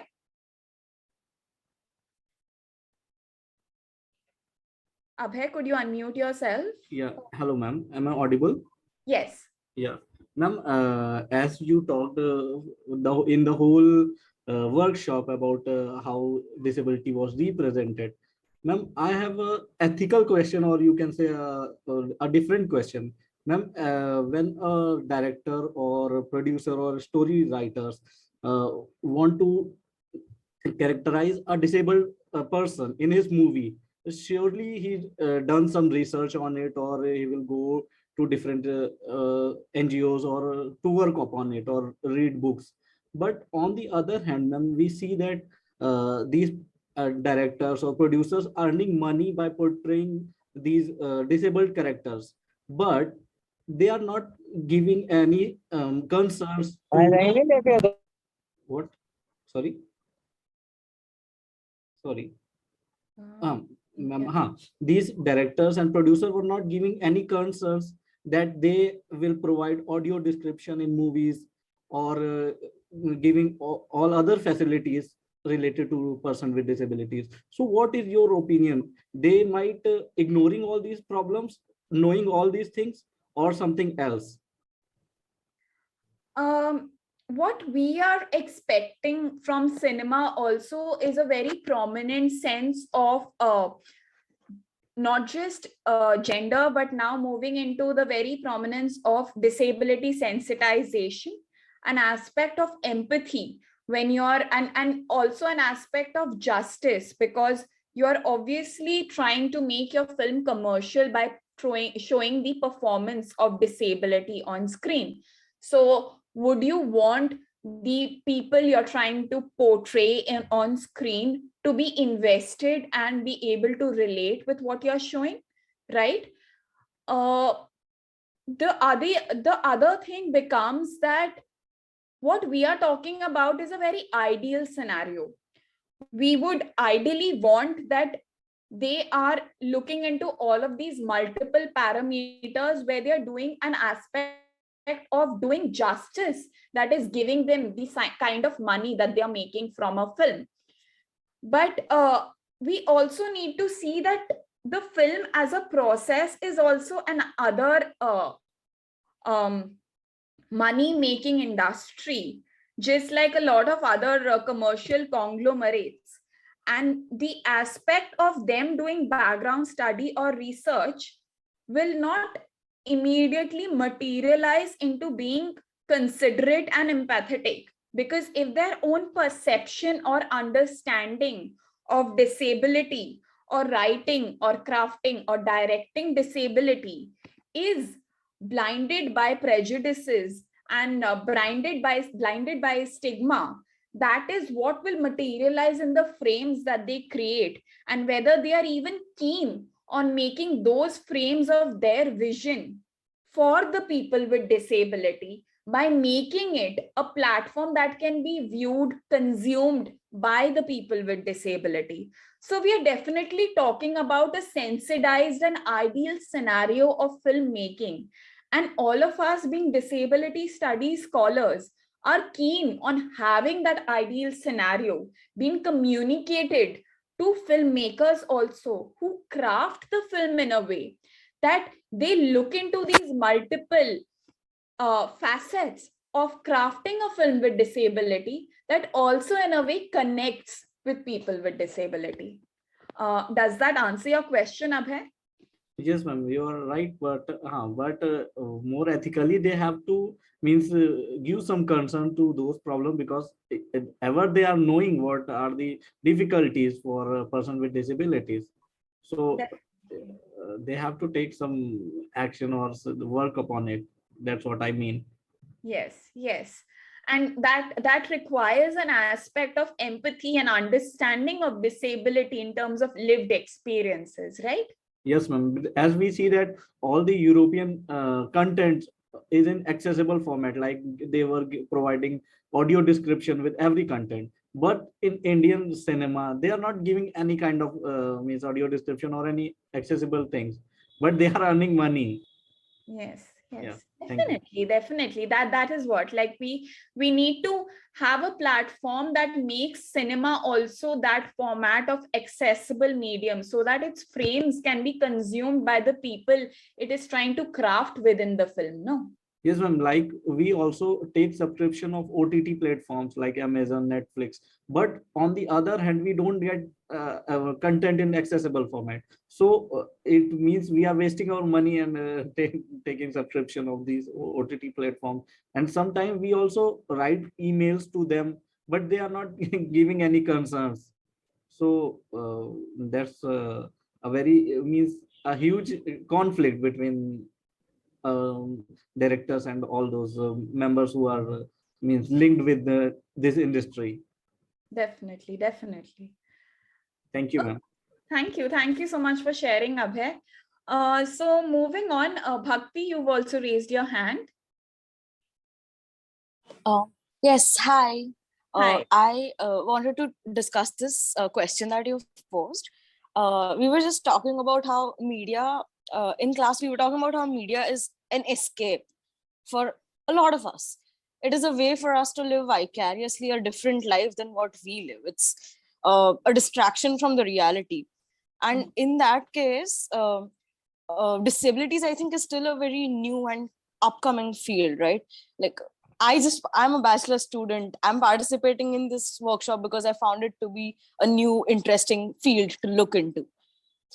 In that scenario, I think right now, the way we are taking aid of already established celebrities to play roles of disabled people, I think that is a very good way to propagate the idea, because that is the only way a movie is going to sell and attract audiences. The way, Amitabh Bachchan was used to portray the character of Oro in Pa.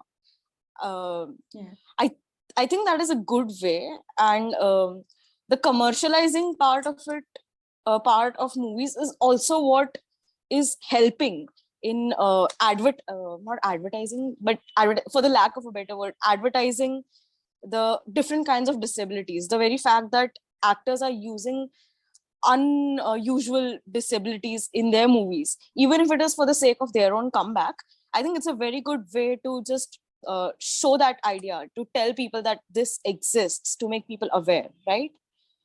Great, great. So very interesting things that you actually pointed out in this, Bhakti, and something that aligns with basically the whole star body, bringing in a lot of dialogue on these disabilities previously unheard of.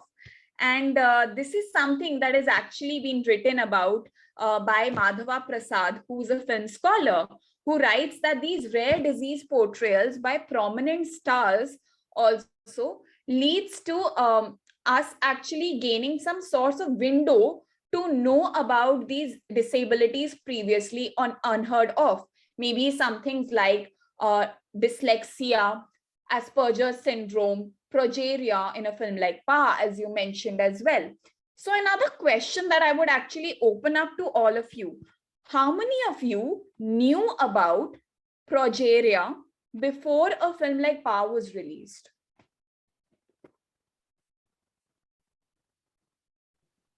Hardly, I guess. I wasn't aware. Okay, great, great. So even I would say the same thing. Maybe I was not aware of progeria. I did not really know that there is something like this that happens to people for which there is also a stigma. So that was another perception, that I saw the understanding of disability, appearance, the idea of look, and how progeria exists. And the very naive understanding of what progeria entails was a window that was provided through a structure like Pa. And that made a lot of us maybe curious to Google and see what is progeria, right? Because cinema became a medium to disseminate that sense of awareness on something like this even happening to people around, because we are not really seeing those people around. When we talk about access within disability studies also, it highlights this aspect of whether we are seeing so many and what is the dominant, and what becomes that appearance of disability, what is the fitting, and what is then the misfit construction. So as Bhakti actually said, that maybe a star performing this on screen, which is a commercial medium popularized, generates a form of at least a window to know about a disability, a frame of reference in which you can curiously go and check out, know more in detail, if only you're interested to know, right?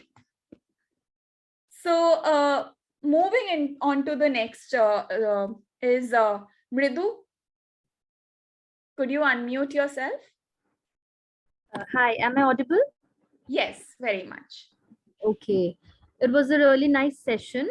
And I have one observation on which I would like to have your comments. Basically, as we know, art is a reflection of society. Like literature is also a reflection of society, and art in general is a reflection of society. So is cinema. So in cinema, we see these tropes in which disability is depicted, like as for pranks, for gags, or for like a warrior, and all these tropes in which disability is depicted. And even in movies where it is given a comic tint, it is very much appreciated by audience. So how much responsibility should we as audience take? Because they'll serve only what we want to eat. In a Great. restaurant, only that is served which you order on your menu, and on menu only hit things are those which are relatable to most people. So just like that, if we don't become sensitive as audiences, as society, and if we don't become the change that we want to see, how can we expect just the filmmakers to make something far-fetched and utopian? Your comments on that? Great, Mridu. That's a very interesting point that you actually said, that it brings us about what is the dominant cultural trend. What do we want to see as an audience? Are we empathizing, and are we wanting to see the crafting of disability dialogue in this particular way that looks into disability sensitization? Are we trying to portray and we are willing to make it a market demand that we want to see an inclusive portrayal of disability on screen? So it becomes very, in a way, easy to criticize the director's vision or the screenwriter's vision. But at the end, if a film like Three Idiots made so much money by crafting the disability in a way that it was intertwined with poverty, with this soundtrack that was blaringly showing the outlier status, then that is another form in which the audience also needs to be willing and be against the performance of disability and its characterization or its crafting or stylization in a way that we do not want to see that film. We do not popularize that film. So the audience also needs to change the cultural trend in a pattern that fashions an inclusiveness of disability portrayals and performances, for its narration also to change. Because at the end, if that is what the demand in the market is, then the supplier will also provide that back to the society, because the supplier is not living isolated from the society. Does that answer your question? Yes, yes, very much. And also, I wasn't able to attend the yesterday's lecture. So I wanted to know about the assignments, because I think today is the last day. So what about that, and how am I supposed to do that? Thank you. Okay. So thank you, Bhakti, for bringing that up. So by the end, I also wanted to inform about that. So the idea of the assignment is such that you, because it was during a span of rigorous workshops and discussions that we've been having, and we've been discussing so much about disability and Hindi cinema.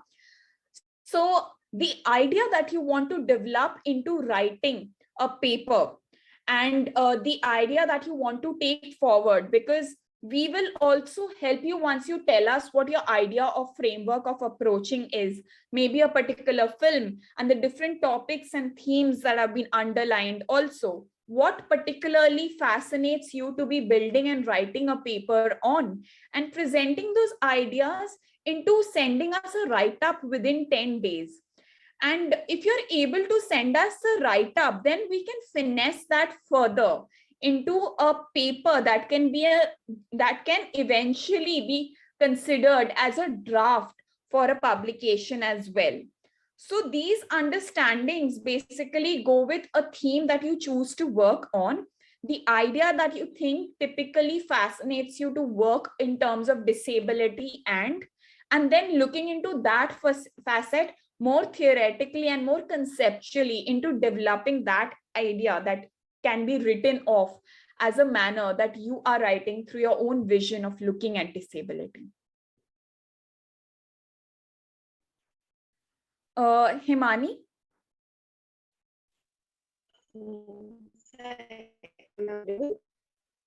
Yes. Yeah, so it has been discussed so far, but I just want to tap in on the question of commercialization and Bollywood. So, I mean, actors like Ayushmann Khurrana and Akshay Kumar, they are playing queer roles on the screen. That idea of heterosexual men playing queer characters has been criticized as inauthentic representation and lack of queer actors in the industry. So, in terms of, I mean, if we see cinema and theater as a cultural artifact, so in that sense, there's a sort of alienation effect going on that when Kalki, even if she does a very authentic job at playing Leela, but that when the shot is done, she can stand up and go back, right? So, I mean, so also when I look at the aesthetics of cinema, so far there has been, those perfect bodies and the emphasis on the aesthetics of the body and what do you want to see. But if you see the recent developments in, say, a body positivity movement, so more plus size actors have been brought on screen. So do you think in the same sense, sort of the disability identity politics and the progressive movement in that light can also translate in the sense of the employment of disabled actors in the industry, but then also there is a sort of risk there again with the fetishization of the disabled body again. So do you think, like, so far we have discussed so many films and most of them are able-bodied characters playing disabled, so I just wanted to know. Great, Himani. That was a very good statement and argument and question that you put across. So when we're talking about this aspect of disability, right?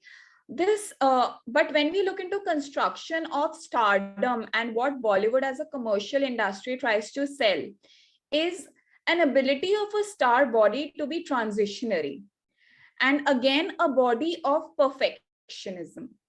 So this myth or this illusion that is created of the body and its idea of beauty and desires is something that's always been the celebratory fashion of how the commerciality of Bollywood is made out to be. Movie sells based on people's voyeuristic and fetishization pleasures derived on viewing its star bodies in a particular way. Now, whether we want a form of inclusiveness in order to bring in and collate multiple marginal identities and performing and making cinema a platform that generates an aspect of sensitization for all marginal communities, be it queer, be it disability, then in one way, maybe a film like Jalsa brings in that dialogue of having disability being performed by a person with disability.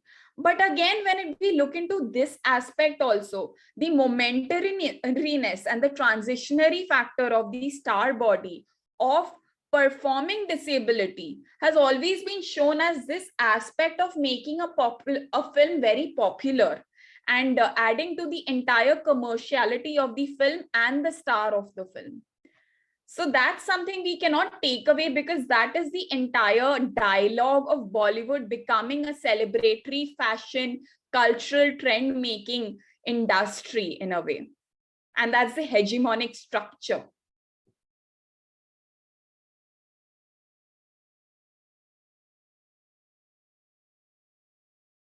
Priyam, we should take only one more question. Sure, sir. So last question, maybe since Garvita's hand is raised, so that will be the last question. Hi, Priyam. Thank you for the brilliant workshop. I have really enjoyed it, and I had been searching for a platform where I could read and understand better the field of disability studies. So it's not a question. I just wanted to know the word limit of the write-up we are supposed to send in 10 days, since it's a matter of 10 days. So okay, so an abstract idea of the paper that you would have to develop would typically be between 250 to 300 words.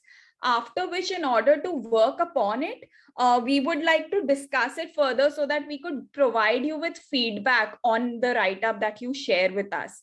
So between 250 to 300 words is the idea with which you would want to develop. And then on the basis of that, we would take that discussion forward.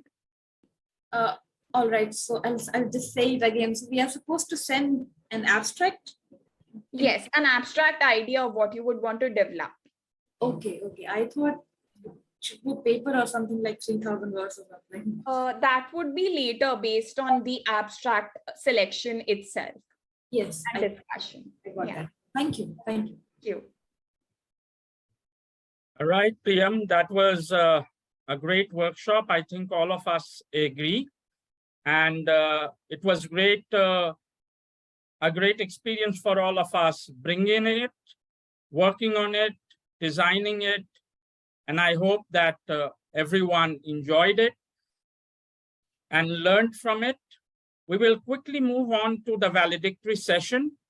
But before that, we will thank our sign language interpreters, Preeti and Ved today. And we could also say goodbye to them. Thank you so much, Preeti. Thank you, Ved. Hope to have you, Dev, hope to have you again next time. Right, so let us start the valedictory session by having the resource persons expressing their thoughts on the workshop, followed by a few of the participants who would like to voice themselves. Priyam, we could start with you, and you can carry the discussion forward amongst the participants and Mansi if she's there. Sure, sir.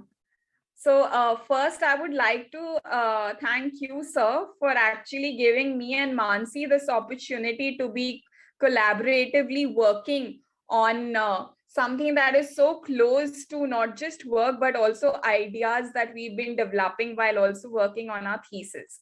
So this is, and now the audience as well and the participants who have been so proactive in asking so many questions and initiating so many discussions among themselves also out here.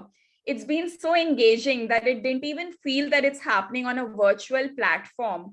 And I don't think we could have asked for a better level of interaction, engagement, and investment of everyone to be asking and be inquisitive about these topics about disability and Hindi cinema, because both need its own elements and aspects of attention and recognition as discussions, public debates, dialogue, and conceptualizations. And we've been trying to do that, but the engagement and interaction out here across the chat box, across the whole system of raising hands, provided this almost classroom experience of interacting with a group of people, and so many people who believe in the importance and cause of studying disability and Hindi cinema. So thank you so much for providing this platform, sir, and everyone for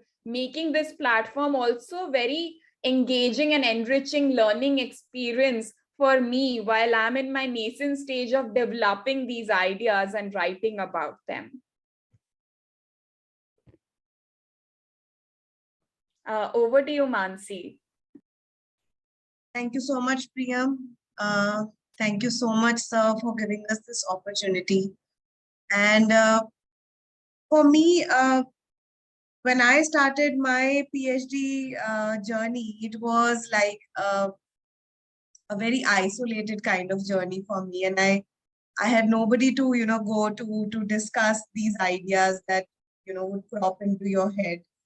And so suddenly, when I was in my third year, I met Priyam, and that was actually because of Someshwar sir, and I'm so thankful to him. So, to actually give me that kind of feeling of that there is a community who wishes to work on an area which is so new, and and more than anything else, I feel as research scholars, as students who wish to read disability studies, it's a study about ourselves, right? What we would call ourselves and how we see ourselves. I think that is what should be something that we all should be, when I said we need to unlearn a lot. So there has to be a lot of unlearning that has to happen for each one of us. And how and what to, relearn now. So I think that becomes so important when we are studying something like disability studies here, because this is something that each one of us would be, affected with, in one point or the other of our lives. So that is why I feel this is such an important, field to study, and each one of us should take interest into, studying disability studies. And a platform like this where, we see 100 participants, I think it's overwhelming. And the kind of response we have received, the kind of questions we are receiving, it's amazing. And the kind of feeling that a scholar gets after all this, that there is a community, standing with you to read all this, to, understand all these concepts is just amazing. And thank you so much, sir, for, making us do all this. It was amazing. And thank you everyone for being a part of it. And thanks for all these responses and questions. Thank you so much. Thank you so much, Priyam and Mansi. Your people really made the workshop. Now, Mansi, could you please take us through people who would like to say something? They can raise their hands and then unmute themselves and speak out. Please, Mansi, it's over to you. Sure. So there is Darpan who has raised her hand. Darpan. Hi. Hi, Darpan. Hello.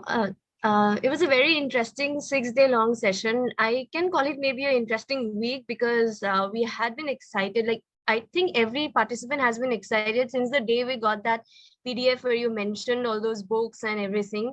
And I had been looking forward to this week for a long time. And Bollywood is probably a part and parcel of our life. And to attend a workshop on it and look at it from the disability studies lens gave us a lot of issues to rethink upon. And like Mansi ma'am said, I was about to use the word unlearn. Like, learning is important, but unlearning is also important. And now we are at that phase where we can look at issues and really think about as to what we want to learn and what we actually want to unlearn.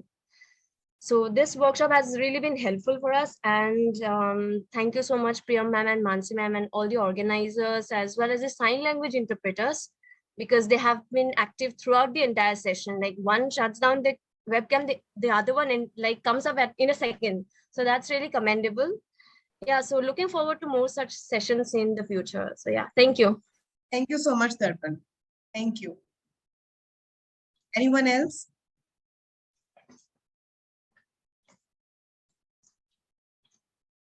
Yeah, Anna. Hello, everyone. My name is Anna Saja, and I come from the English department at St. Xavier's, Ahmedabad. And I really appreciated this workshop. because what it did was not only, it wasn't simply something that gave me it was my first foray into disability studies, but I was also able to attend along with some of my faithful students who kind of I shared this link to the invitation with, and they all sort of came in. And what I appreciate also is the rigor of this workshop, and the fact that you shared the readings, and those I think are going to come in very handy for us to continue this dialogue in our classrooms, which is something that I'm definitely going to do.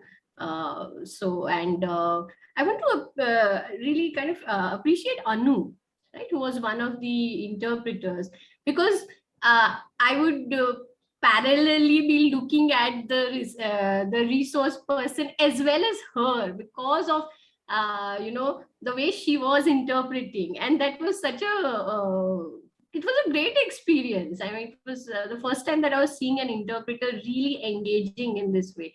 Maybe it is my sort of lack of experience, but just want to appreciate everyone, and especially her, for this sort of really committing to it.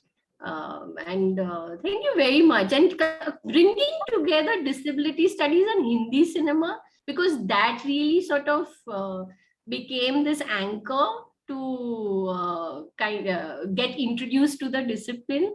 That was very interesting for me. So thank you very much. In fact, there were so many movies that I hadn't watched, and I kind of started watching because I wanted to sort of keep at par with your discussion. Thank you. Thank you so much, Anna. Thanks a lot. Anna. Anand Kumar. Oh, hi. Good evening to all of you who are there. Am I audible? Good evening, Anand. Yeah, definitely. Okay, so first of all, thanks a lot to all the team members who organized this particular session. And before attending this session, I tell you the truth, I had no idea about these things. I would just go to theaters, watch movie, come back, get entertained. But when I listened to you and Priyam, I realized that what I was missing and how I should look at disabled people, though I feel for them, but not like the way you people, brought me into that particular field. I literally had no idea. And then I also learned different aspects of looking at disabled people, how Indian cinema, Indian society have been evolved, showcasing these disabled people in our country. Especially, there have been many instances from our general lives where I would just go and pass by people and won't, what should I say, look at them even. I won't realize about their pain, different, especially that particular lecture of yours when you discussed that particular scenario about various aspects of disabilities, where emotional, sexual, and there have been many points that took me to think, yes, we should take care of these things and always try to learn more about these things. So I'm really very much thankful to all of you for this. Thank you so much, Anand. Thank you. Thank you. Thank you so much. Over to you, Mridu. Hello, it was a really, really informative workshop. I am pursuing my PhD from the Department of English, University of Jammu, and in disability studies only. My core concern is disability studies only. The by far the best part, apart from the information that you conveyed, was the fact that it was not just theoretical. Practically, we had an interpreter. We were not just weaving theoretical things about it and how to go about it and not working on the ground reality. And we actually made it disability friendly in terms of action, not just in terms of what we write in our thesis. And also, I would like to know that as a research scholar, apart from the thesis that I would be contributing on disability, what action can be taken so that my campus can also be disability friendly for people, for friends who are out there and who want the environment to be more enabling. How can I contribute to that? We do have a center for disability in our campus, but as a scholar on the ground reality, what can be my contribution in terms of action, not in terms of the theoretical aspects that I'll be discussing in my thesis? So can any one of you can kindly answer or guide me regarding that, because I genuinely wanted to be disability friendly for everyone to experience equal opportunity for education and learning. Thank you. Mridu, I would suggest that you could get in touch with us afterwards. Okay. At Kirodimal College, we have the Center for Disability Research and Training. Yes, sir. Through which we really try to address all aspects of disability. And one of them is to provide the students on campus with a wholesome, inclusive educational experience. So we can carry this conversation forward with you or with anybody else who is interested.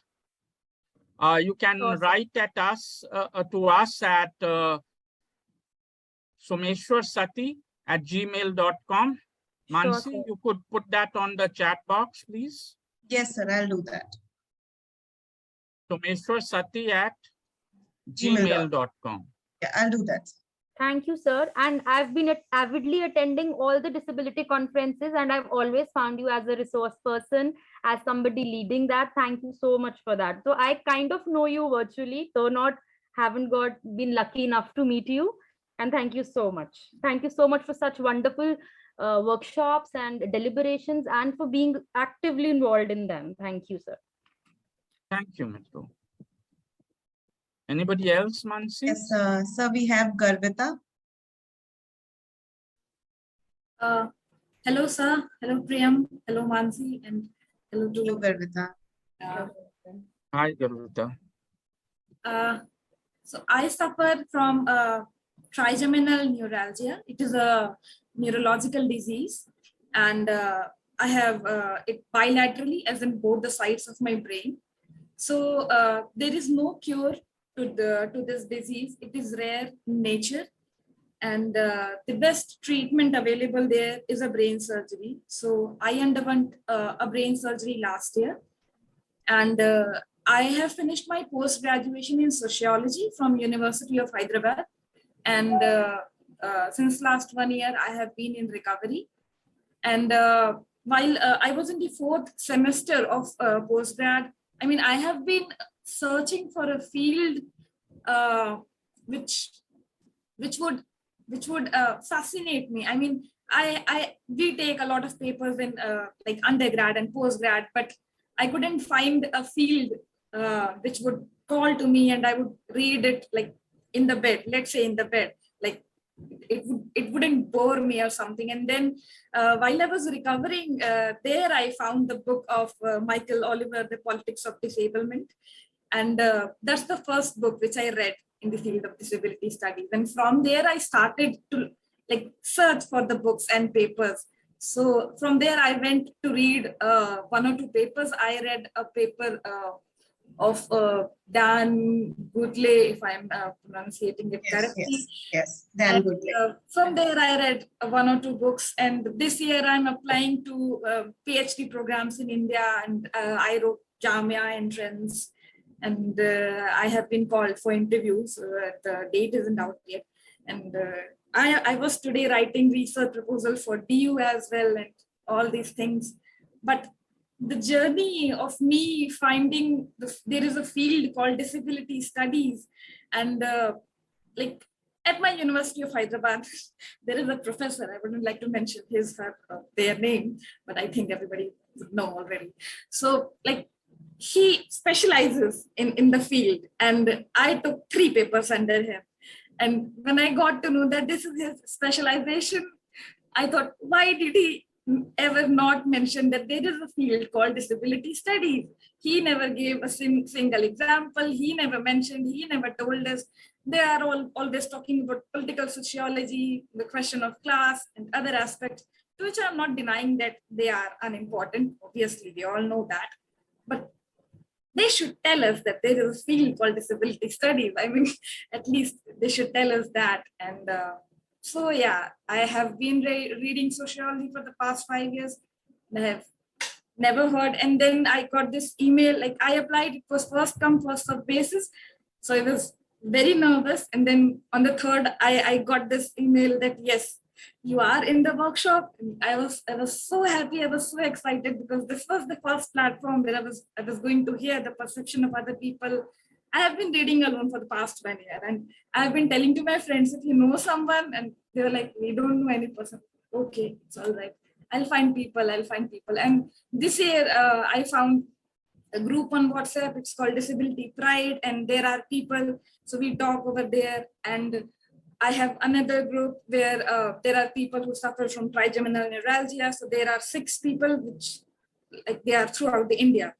5 of them are women and 1 is a man. So we have been trying to find people who suffer from this disease, but 6 is the so far number of people we have found. And I'm going to do my research on the subjective experiences of this disease.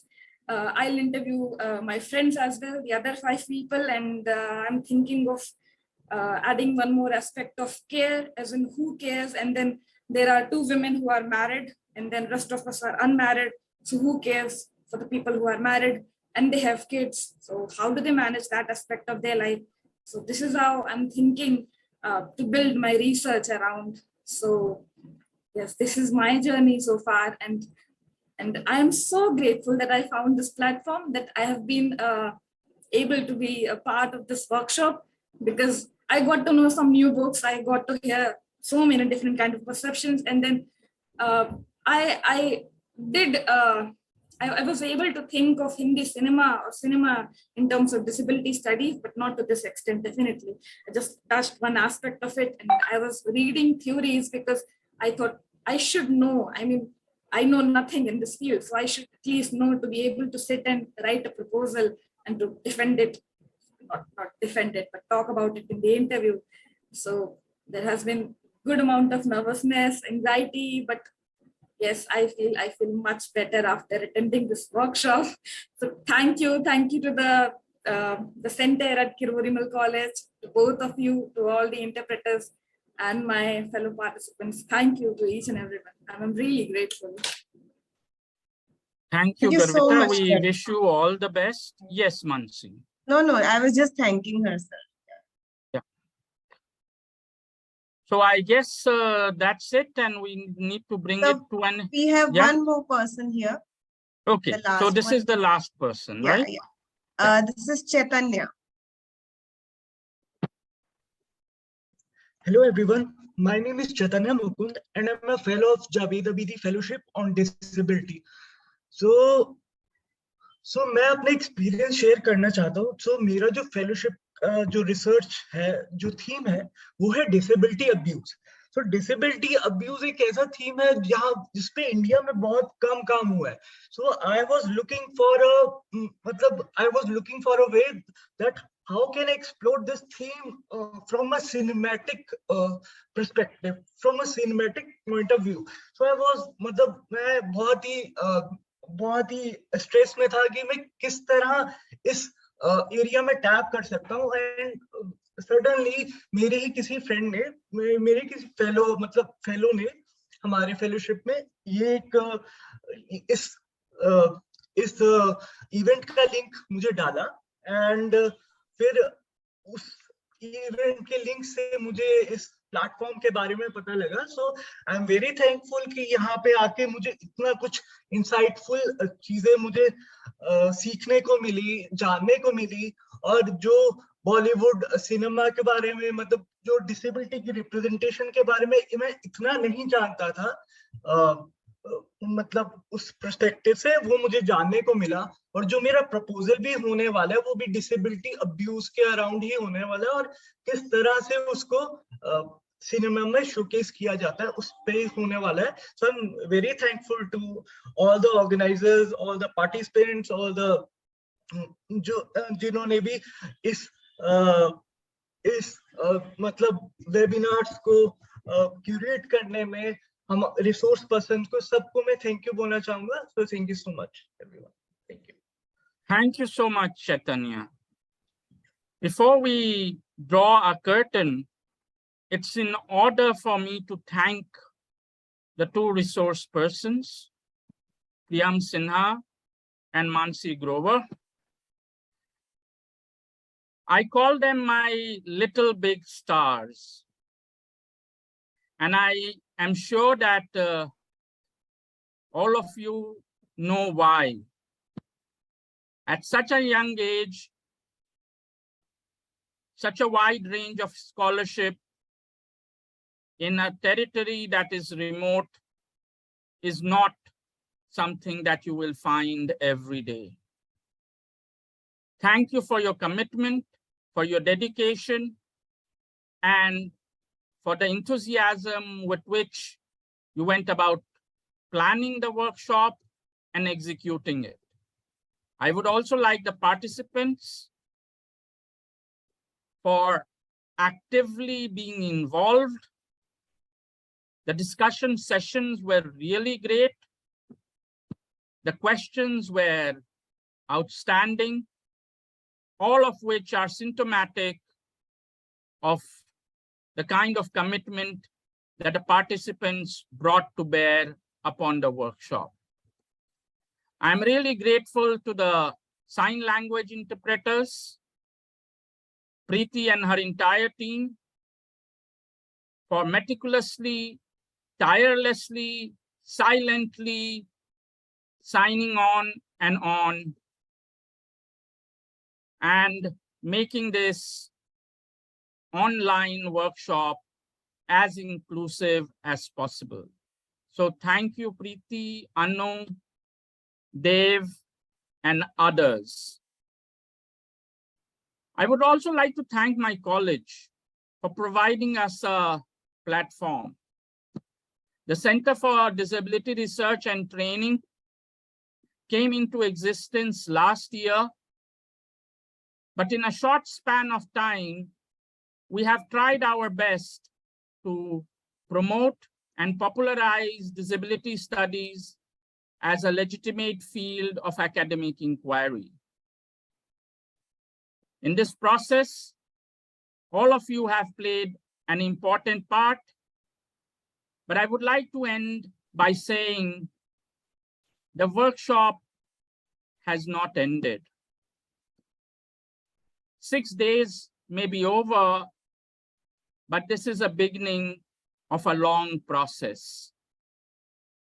Now it's up to all the participants and all of us to carry the message forward and make this engagement with disability at an academic level a kind of all India movement. We shall strive in that direction, and with your support, I'm sure that in years to come, disability studies will become one of the mainstays of Indian academia. Thank you so much. Until we meet again with another program, it's me signing off from CDRT Kirorimal College. Thank you and good night. Yes, sir. Thank you. Thank you, sir. Thank you, sir. Thank you, sir.